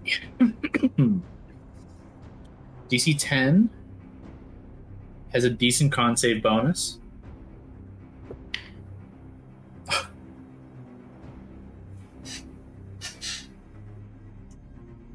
You can't see that. Is it a 7? No, It's it's a 1? Oh, shit. That's huge. A nat 1. Whoa, big thunder. Yeah. I don't know if anyone can hear that. That is loud. Let's check the baby. I can Yeah, hear is- that through here. Is your Like child through awake? the thing. Yeah, see if it woke up Nate. That was the D&D god saying, great job to Crane. Yeah. Sometimes you just roll well. It does drop its concentration. Therefore, singularity.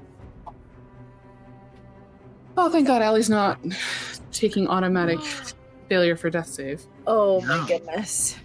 Baby's The still singularity falls. Damn. Okay. Your dazing shot manages to properly disrupt its concentration on the singularity.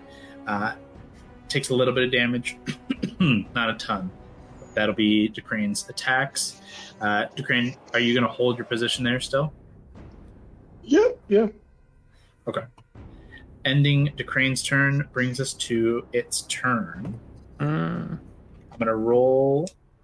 It does not currently have any of its 3 abilities. They're recharge abilities, so I need to roll a 5 or a 6 on these dice. So this will be modifier, this will be singularity, this will be inferno. Fuck. Nope. Does not get its recharge abilities back. And in that case, has to resort to its attacks, making my decision a lot easier. It can only move 20 feet thanks to slow. So Coulson, guess what? You're the only It's one coming in for you. range. It is going to fly up over top of you and just lash straight down on top of your head. It can only make one melee or ranged attack during its turn. I was giving you the option of splitting either its melee attacks or its other abilities instead of both. Oh, I'm sorry. I thought you meant that as like the bonus action thing, but no. Okay. No, because that would be full like actions. Right. Like it has multiple actions it takes. Gotcha. Okay. That's fair. But I'll keep it. I'll keep that true for this one. I'll do one lash attack here, or it's going to hit, or a 23 to hit. Coulson, that's going to be 15 points of fire damage, and you're on fire, which you already are. Fuck. And it moved 20 feet, so it can't move any further. Do I get an attack opportunity? No, keeps itself high enough out of your range, but is now going to make a wisdom saving throw against slow. You know what? I don't like this monster. Me neither, man. I don't care if that's controversial. That's gonna beat the slow DC, unfortunately. Fuck. 15. Yeah. It was a natural 16 Oh, that sucks. with a bonus there. So Oh, yeah, we got it low for one round. Could Yeah, you I divine mean- it if you wanted, Andy? I don't have any low ones. I only have you high want to ones make it today. better? Does that mean you had a low one? I don't have any low ones today. That is going to end its turn, though. Like it basically got one attack off there, and it was that was the end of its turn. So slow definitely saved you in that moment. Go for it. But unfortunately, it does end as it. From there, we go to Augustus. You're up. I'm stunned, so I think that's just my whole turn. Oh, thank you very much for your honesty. Augustus, reeling. You don't even realize that the singularity is gone. You are just seeing, both you and Coulson are just seeing like snapshot visions of a world in decay, grayscale, just tumbling, crumbling rock, and then the flashes of the things that are happening in the fight. Enid, like on the ground, you watch like in one flash she's up against the black hole, and the next she's just a skeletal structure. There's nothing left of her, eaten away. In the next, you watch as she's pulled into the mass that you saw come through and is brought into the amalgam and made a part of it. Coulson, you just see this entire place that you love, Brundr Kiln, just swallowed whole by something darker and hungrier in a dimension beyond that just doesn't make any sense to you, but the world ending before your eyes. Augustus, we pass your turn as you are stunned. The stun fades at the end of your turn. You regain consciousness for this. Andy, we come to you. Okay. Now that there's no more weird difficult terrain, I'm going to run towards Enid. And I'm going to use Healing Hands. Oof. Rush over to Enid. Use your action. Yep. What does Healing Hands look like? It's the one thing that her god actually gave her. So she just kneels down and holds her symbol in one hand and just puts her other hand down, and it's just like a transfer of light and energy.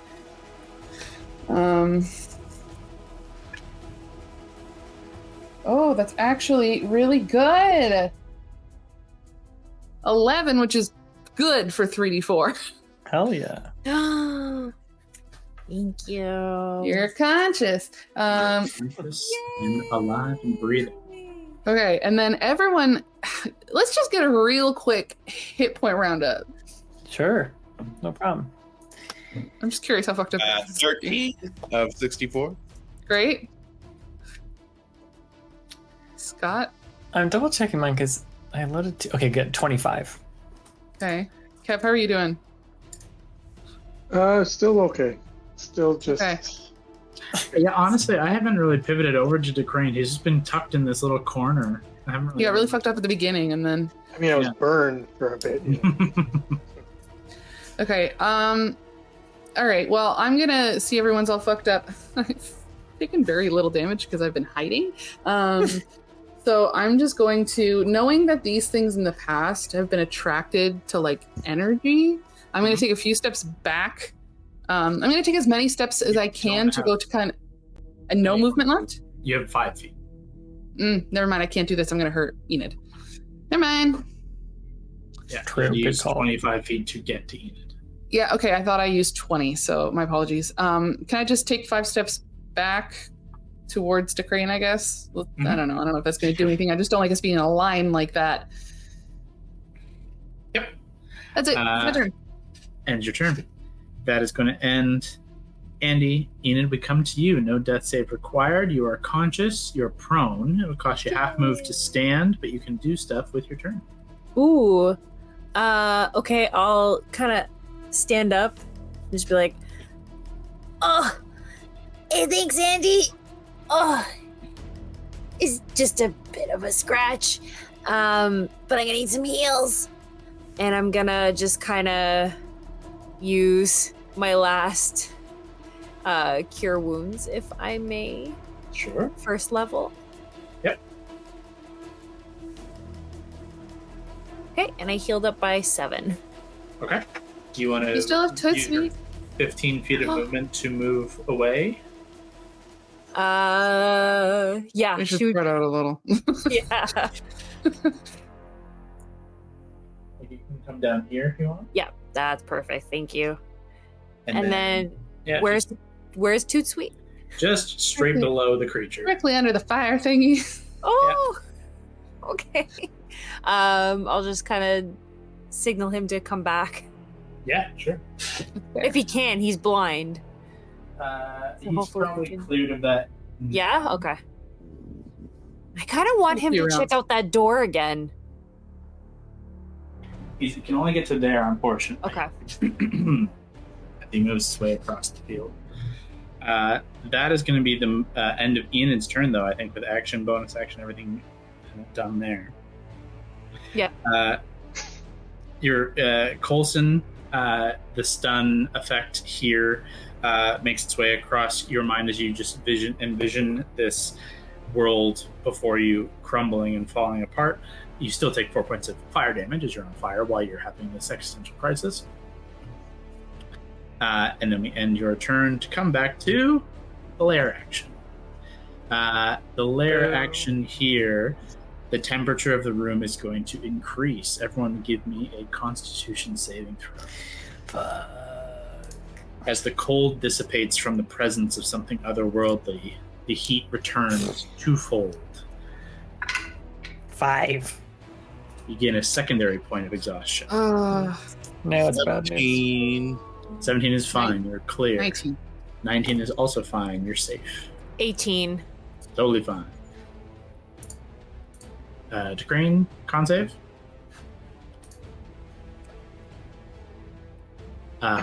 Natural 5 is, well, you might have con save proficiency. So what is your total? Proficiency with +4. A 9 still fails, unfortunately. So the guys who were exhausted before are more so.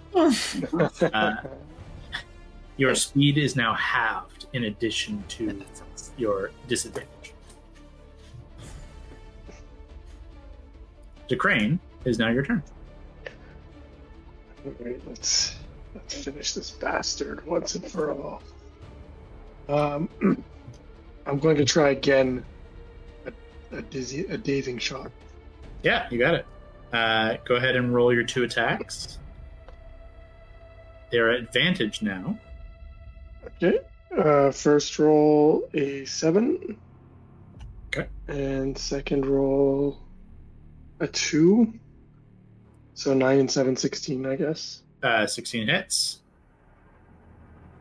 Go ahead and just roll your second attack. Was that- Okay, yep. Let me do that. First roll 11. Mhm. And second roll 18. Okay, both hit. Go ahead and roll damage together. Okay. 2 7s.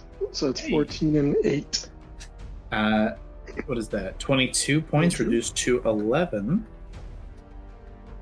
Starting to look on the rough side. It's starting to. And What's the quantifier for rough? It's looking rough. Okay, good.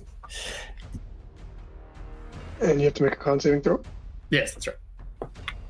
Not good.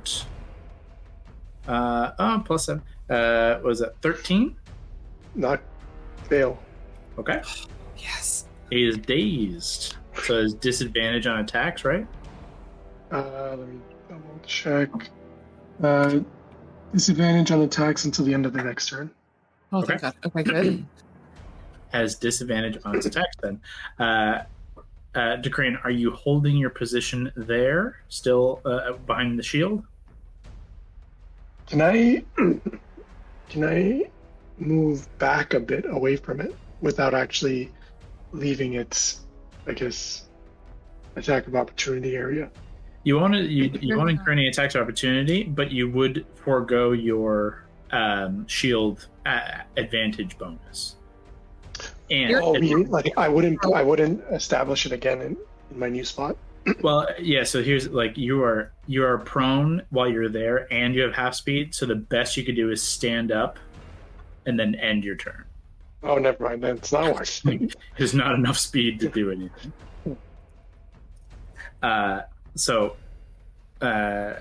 Unfortunately, that's not going to make a huge difference. But you're free to stand up if you want to. No, I'll stay where I am. But Okay, that is going to end the Crane's turn and take us to the creature's turn. And let's see if it gets its fun abilities back. Okay, we did get an ability back. Yeah, this will be fun. This creature looks down at all of you with disgust. It flies up over the lava. Actually, it's going to make its melee attacks first. We'll do melee attacks first because it's more fun. At disadvantage. At disadvantage. There's been so many of you who are just slightly annoying. I think it would be fair to go for Andy with the slow, like a little spiteful over the slow effect. So it's going to come over enough to hit you, and then is going to move away. I'm just going to do the move away first. So 5, 10. 2 attacks at you at disadvantage. Ooh, that's Probably probably not going to hit. No, it's 11 to hit. No. Or the 3 at disadvantage. Oh, and a natural 1. Wow. Whew. Unfortunate for me. However, fortunate for me, Fortunate for the wizard. it flies away. You don't get an attack opportunity. And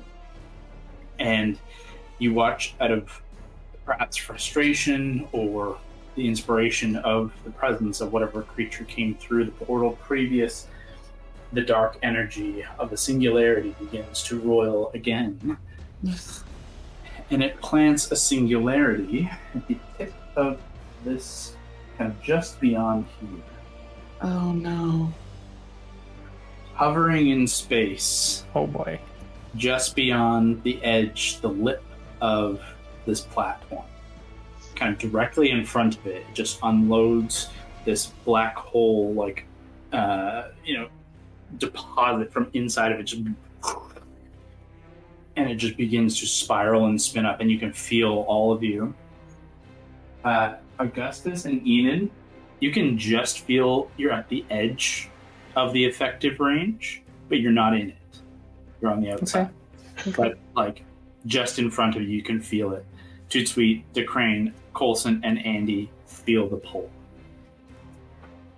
That is going to end its turn. Augustus, it's your turn. And he's right up above it, eh? He is just behind, kind of standing, like waiting for you to come to him. What a menacing asshole. There is that little thing beneath him, though, right? That little thing of earth? Yeah, it is about 10 feet away. I'm 15. gonna. Would it be in range if I tried an erupting earth with a 20-foot cube again? Yeah, for sure. Sick. Let's do it. Let's fucking do it. Yeah, it would burst into the singularity, but like through him as well. What's it say? Should I do that though? No, I shouldn't, because then if we need a revivify, I wouldn't be able to do it. So I'm gonna save a third, just in cases. Mhm. Oh man. And he looks all fiery now, right? Yeah, for sure. Then I think I'm just going to use. Is he within 60 feet of me right now? You would have to step, I think, 5 feet forward. Which could potentially draw me into this thing. Which would trigger the singularity's pull. Crazy times, y'all. I was gonna try and fairy fire him, but let's try it. Let's do it. Okay. You step 5 feet forward. I need a strength saving throw from you. 10. That is going to fail. You are going to suffer. There's my big roll. Hello. 20 points of force damage. Fuck. Okay. And you are pulled 10 feet. The edge right up beside Andy, tripping over Tootsweet as you go. And you feel yourself fully like pulled along. Okay. How much movement do you think that cost me? That was 5 feet forward? 5 feet, yeah. So you still have, but this is difficult terrain inside here. Okay, that's okay. So let's cast the fairy fire first. So it's just a dex 16 for him. Or they. Them. Not gonna do it. 10. Great. So now people have advantage on this guy. This bad boy. You have concentration, and it is very fun. I'm going to struggle using my paws as claws to crawl back towards Ray. Okay. 5, 10, 15, 20, and then 5 out. Sweet. Yeah, you are clear. Your full movement is done, but you are clear of the singularity. Can I move Ray forward? I know I'll have to risk the same thing. Mm-hmm. Like as soon as she goes in anywhere forward, she's going to have to do the strength in now. Yeah, so let's do it. So let's just roll a d20. How much health does she have?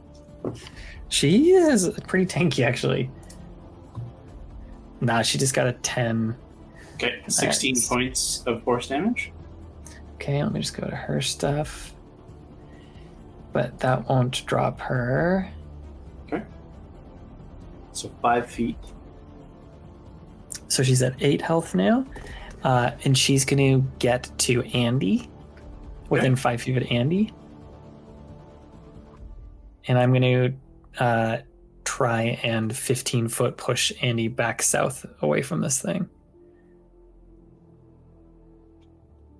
Sorry, like back toward you? Yeah. Yeah, easy enough. A good orientation for this all to exist. But let's just do that. Okay, that's my turn. Okay. That ends Augustus's turn. Andy, it is your turn. Okay.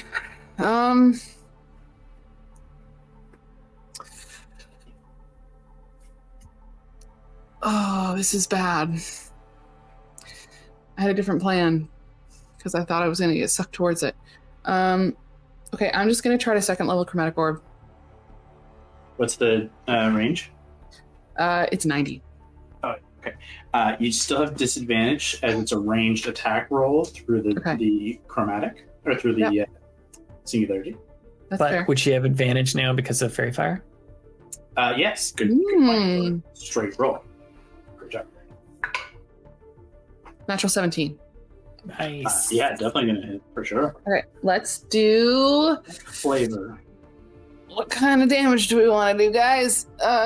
Thunder's been fun before. Thunder? Yeah, I did thunder before. Let's do thunder. You got it. it is going to use its reaction to use its elemental adaptation, and as you hurl it towards hitting purely, it consumes some of that thunder's energy, and you watch the tendrils at its side still take on this kind of fiery form, but instead of being so magma, they become a little bit more cloudy, like the smoke around them becomes a little cloudy, a little bit more storm cloud-esque. Whip crack of thunder. 19. Wow, nice. Divided by 2. Yeah, so I'll give that a 10. At this point, so if rough is below half, bloodied would be below a quarter, officially below, what is that? Yeah, officially at a quarter. Okay, guys, we're close. We're close. It is officially bloodied for a non-blood-bearing creature. It's oozy. Can I make a con save, please? Yes. For what? Concentration. Chromatic orb. Oh, yes. Thank you. Sorry. I didn't have my concentration marker up on there. Here we go. No, it's cocked. Hang on. 14 is going to be enough with the resistance. Yeah, it was only 10 damage, so. Yeah. Unfortunately, maintains concentration, but is looking pretty hurt here. That is going to be Andy's action. Are you ending your turn? No, that's it. Yeah. Enid, we come to you. Coulson, you are on deck. Get it, Enid, get it. All right, yeah, I'm gonna get it. This is revenge. I'm going to do an attack. Can I do Hail of Thorns? Yeah, absolutely. Fuck Definitely. I think you still need to hit with that. Yeah. Right. Yeah. So you still have to roll to hit. Advantage, disadvantage, straight roll. Okay. All right, 19. Yeah, definitely hits. Okay. Piercing damage 10. Okay. And then it says dexterity saving throw. Where'd it go? Uh-oh. I just clicked out of it. Hold on. It says dexterity saving throw. A creature takes 1d10 piercing damage on a failed save or half as much damage on a successful one. Not very good. It's an 11. Okay. I think that fails against your save DC, so it takes the D10, which I will count as magical piercing, so full damage. Okay. 5. Okay. Takes full 5. Super confident. Definitely looking hurt. Can you use your dreadful strikes too, Allie? Oh shit! I totally forgot about those. I'll do the dreadful strikes on top of it. Mm-hmm. Use it all. Yeah. And that's 2 psychic damage. Okay. So still just a 10 DC for concentration. Yeah. Get back here. Natural 11. So. Okay. But damage nonetheless. Chipping away. You fire. That's one shot, and then presumably bonus action for the Hail of Thorns. So you still have a second shot. Just straight in. Okay, I'll do that then. 7 to hit. Unfortunately, yeah, straight roll. It just gets caught up in the singularity, just pulled straight into it. Okay. You holding there? I'll hold there, and then Oh, actually, sorry. I do need Toot Sweet to give me a strength saving throw as well, as he's in the singularity. Okay. 9. Unfortunately, Toot Sweet is going to take 15 points of force damage. Okay. Oh, he's down. He's gone. Poof. He's gone. Unfortunately, Toot Sweet, you hear a little faint squirrel squeak, and then as he's pulled towards the black hole, he fizzles into Fey Stardust before he reaches it. Toot Sweet is gone. So there's your action, bonus action. You haven't moved though, if you want to use that. But nope, 5 feet in front of you is going to be the singularity wall. Enid holds. Coulson, we come to you. Top of your turn, I need a strength saving throw, and you take 1 point of fire damage. Because you're on fire again. Oh my god, I forgot. He's been on fire the entire time. He stopped, dropped, and rolled one time. And I hit him immediately. For one turn. Sorry, what roll did you need? A strength save. Strength save. 9. Excellent. Perfectly positioned. You are pulled. You take 12 points of force damage. I am down then. I'm gonna correct that. If I can. Yeah. Natural 20. Okay. Coulson, you are not pulled, and that, what did I say, 12 damage? Yeah. Becomes 6 damage on a success. Are you still up on 6 damage? Yeah, so I'd have 2 left. Andy, using your natural 20 remaining portent, Coulson is about to be pulled and dragged into the singularity or into the lava, either or.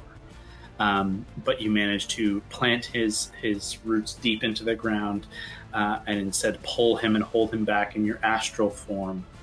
And Coulson, you feel this just kind of surge holding you in place. You still have your turn to do with as you wish.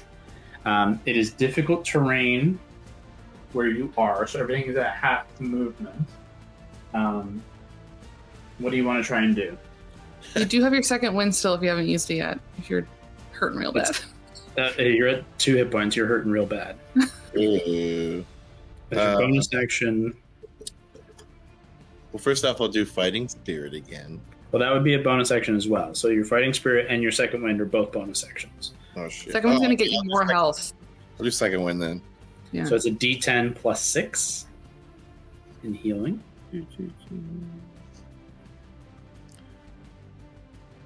Ooh, 7. Okay. 7 plus 6, 13. 13. You heal up 13. Pretty good. Okay. Let's get weird. Okay, I looked this up. Can I potentially tie my katana to a rope and try to hit him with it? Because the katana only weighs 3 pounds. I looked it up. I will allow it. However, I'm going to use one of your attacks to go through the motion of tying, so you only get one attack. All right, that's fair. It feels fair. That's fair. So you're able to quickly create a loop, a loose kind of clove hitch knot, wrap it around the hilt of I almost want to lasso it and do a cut, 2 practice swings, and then try and cut it. Yeah. Using the pull of the singularity to kind of add a little bit of momentum and spin to the blade, you lasso your katana.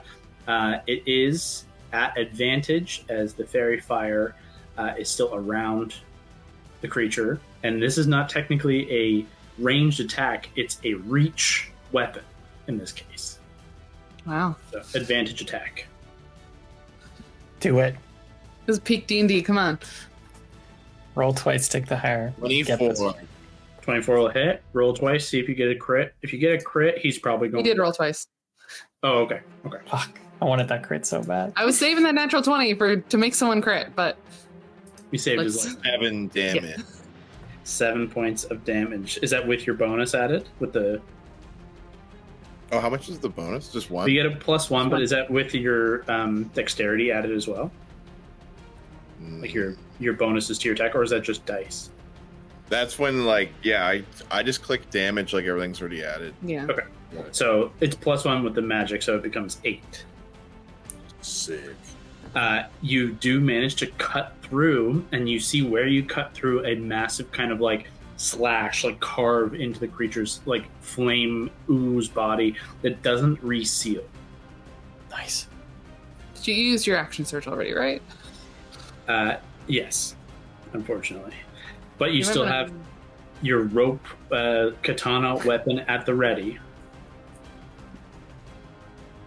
I will say if you move further away, I wouldn't allow you can't hit that far. I'm giving a 15-20 foot range here with that. I think that's fair. You can't do 30-40 feet with this thing. That'd be impossible. Also, you would cut off all your friends' heads. This is an old samurai trick. Okay, I have experience. Proficient. Tying a katana to a rope. I think the only other thing I would yell out is, or would be like to draw attention to that hole. Like yell out, like aim there. Okay. Yeah. Love that. Yeah. There's an opening. Away we go. Con save. Con save. Thank you. Oh, come on. Why you do this to me? Get away. Get rid of it. He's got +7, but a 2 only brings us up to a 9. Get out of here. Fades. The wind swirling around the room ceases. However, top of the round brings us to the lair action. Everyone, the lair gets down. So fun. Time for the lair. Admittedly, the lair actions are pretty damn cool with this map. And coming back around to the beginning, maybe in frustration, calls upon the magma tendrils to rise once more. Coulson is right there, and I'm going to have to reach pretty far to reach at DeCrane, so I'm going to put both of the other 2 tendrils towards him, which will have disadvantage. They will be at disadvantage to get at DeCrane, but a straight roll against Coulson. I guess they're dexterity saving throws. So what I would give you, Kev, is advantage on your dexterity save. Coulson, straight dexterity save. If you, I don't know how bad DeCrane your health is, but Coulson, this is going to knock you if you fail this dexterity save. 21. Success. You carve down again into the tendril as it rises up, cutting through it, sending it scattering away.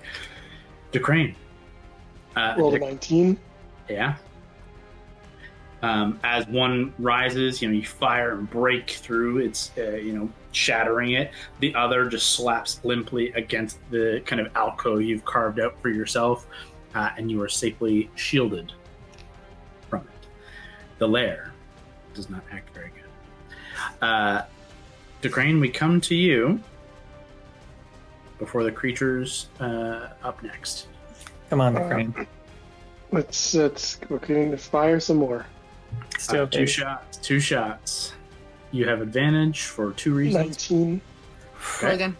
Roll Crit. again, see if you get a crit. And 17. Nope. Okay. Roll 2 more times. And 9.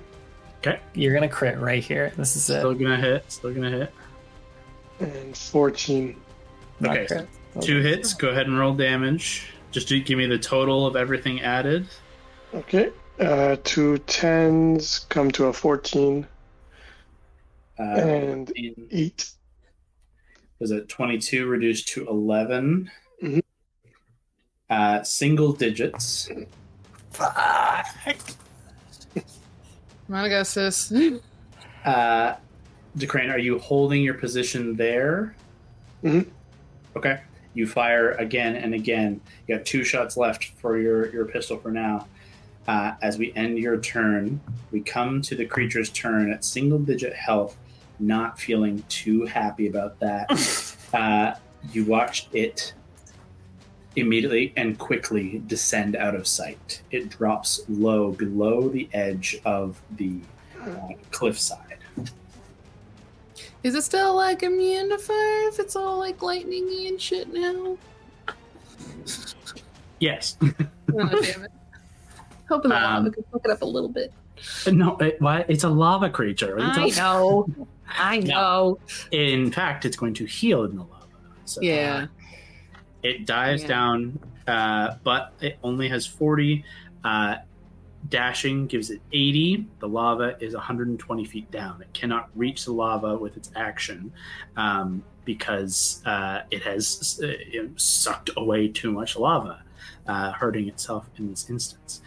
On its next turn, it will reach enough lava. Lava damage, as everyone is aware of, is a fuckload. And it heals as much fire as it takes in. Full submersion would be 18d10. And it will fully submerge and heal 18d10 on its next turn. Mm-hmm. You have 1 round before this becomes an all-out TPK. Yeah. Go. Augustus, it's your turn. Oh God. I rush forward to the ledge. As close as I can, I guess. 5, 10, 15, 20, 25, 30. You can get to the edge. Do I see it now? Yes, you can clearly see it below. You have to kind of look beneath this platform that's immediately here, but it's just a vacuous openness surrounded by lava. It takes a second to like pinpoint the creature in amongst the lava field as it kind of blends in, but surrounded by your fairy fire, it is pinpointed. I think my only option here is it within 30 feet? It is not. It is 80 feet down. Interesting. That's tough for your girl. Just jump in. I was thinking about it. I think I'll do Erupting Earth if it's earth around it. Like out the side of the wall? Yeah, I'll give you the wall. I was going to say, like, the magma's there, but you really don't want to erupt that into it. Yeah. The wall would be close enough to be just at the edge of it. 20-foot cube? No, you know what? It wouldn't be because it kind of caves away. Like, it's like kind of a... it would not, unfortunately, it would not be close enough to a rock or earth surface. But I don't really have much, because if I hit it with fire, it's going to heal. Let's try that. Don't want to do it. Then I might not be able to do anything. I think I will just... Who is beside me? Coulson is to your right immediately. He's really fucked up. And on fire. No fire. Fire out. I would probably die putting the fire out. I have 5 health. Oh my God. I will use And Bless. it's only a D4. Okay. I'm going to use Bless. Ray's going to float to me. We're going to use Bless, try and heal some peeps. So, or just help some peeps out. So whoever it goes after me, I guess just Nettie, Coulson. In the order would be Andy, Enid, Coulson, DeCrane at the top of the mountain. Andy, Enid, Coulson, all 3 get Bless. That does drop fairy fire. Oh, because it's concentration? Okay, then I'm not going to do it. I literally do nothing. I just stare at it and go, someone get it! I'm going to cure wounds myself. Okay, great. That is going to end Augustus' turn. Andy. Okay, I'm going to try. I'm going to go to the edge. I should have the same amount of movement. Dude. Yeah, you can do the same just beneath this, plinth. Okay. We're in single digits. Mm-hmm. Absorb Elements is 90 feet. Absorb Elements Chromatic Orb. Yeah. I was like, Chromatic what? Orb is the only thing I have that's 90 feet. Do it. I guess I could try to Vortex Warp it, but there's no for sure that it's going to happen. So attack roll 3d8. In theory, you could roll awfully, and I can use my reaction to resist. Sure, but I also have higher level spells, so But we are gonna. I'm saying, like, literally, I'm trying to go for the lowest possible amount of damage you could roll. I can still have enough to survive. Yeah. So we still need to roll. I was gonna say, like, if you hit, it's a win, but I'm gonna have to hear the die. That's all. Yeah, I'm gonna cast it at should I just use third? No, because what if we get out of here and everything is exploding and I might need that third? So we still have to survive another fight after this, guys. Yes, we do. We got to do the rod. Okay, I'm gonna do it second, and let's do it at advantage. The first one's a 3 on the dice, so thank God for advantage. You have advantage. The second one is a 16 on the dice. Way better. It's gonna hit. So we're gonna do it as fucking thunder again. Let's try to explode this shit. Yeah. Oh wait, but if it's absorbed thunder energy, do I think that it's now gonna have resistance to that?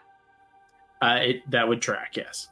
Okay, cool. Oh wait, sorry. It took its turn, so it returned to fire at the end of its turn. Great. I'm just gonna do thunder again then.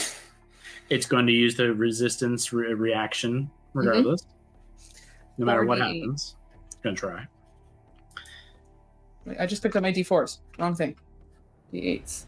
Roll really high here, please. I'm gonna try. Where's my other? That'd be No, I don't super. like this one. Where's my good dice? Wait, where the fuck is my fancy D8? There it is. Not great on the first one.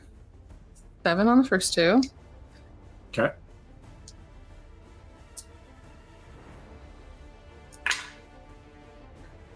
And an 8 and a 7 on the second one. Hell yeah, hell yeah. With the remaining few hit points it has, Andy, how do you want to do this? Oh. Yay. I'm assuming you asked me how I want to do this, considering everyone's staring at me and waiting for an answer. Cool. Okay. I think it's just literally because you said it was like 80 feet, so I wanted to almost like be descending, and like the ball like appears and it descends down into it. Sick. And it like goes straight into it and it explodes right as it to thunder, right as it goes, tries to pass through it. It's diving. It's trying to make a last-ditch effort to try and heal itself and save itself. And directly in its path, you put its demise. It erupts, and you watch as the thunder's energy like erupts around, from within it, like it absorbs through the orb, and then bursts out in a splatter of magma and inky tendril that quickly burns up upon touching the magma below. Above, the two remaining portals begin to flicker and close. I'd like everyone to make a perception check quickly before they do. Advantage. Disadvantage. Oh no, that's right. We have a lot of people with disadvantage. That one. Perfect way to close it off. Oh. Perfect way to close it off. 17. Okay. 10 and 6, 16. Oh yes. You have disadvantage as well, Decran, unfortunately. No, it doesn't show D on this one though. No, that's for your exhaustion. Oh, We're just too hot out here, pal. 13. Okay. You're on What the fuck the is Death's that? Door, not so great. 15. Dirty 20. 16, Dirty 20. Okay, so 17 and Dirty 20 are going to be our tops, so we'll come back to that in a second.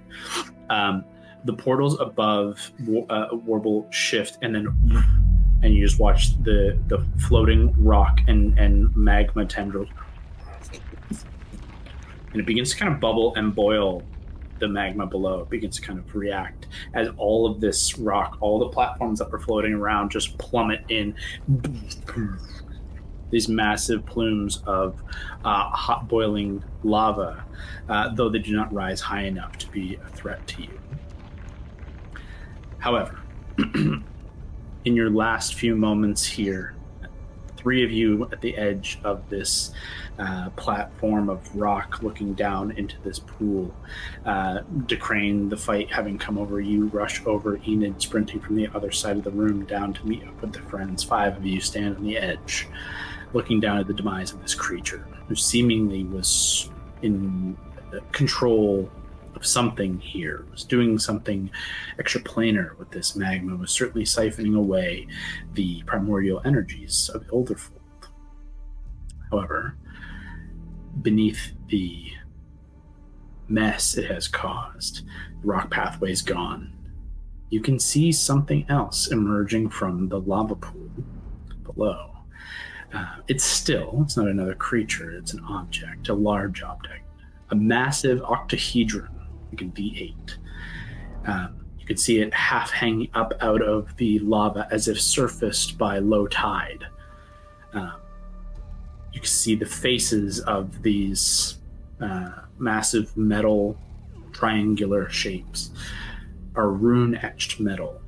20 feet to a side, 4 monstrous chains hook into the rock walls about 50, 60 feet below and dangle down, holding this thing positioned in the middle of this magma chamber.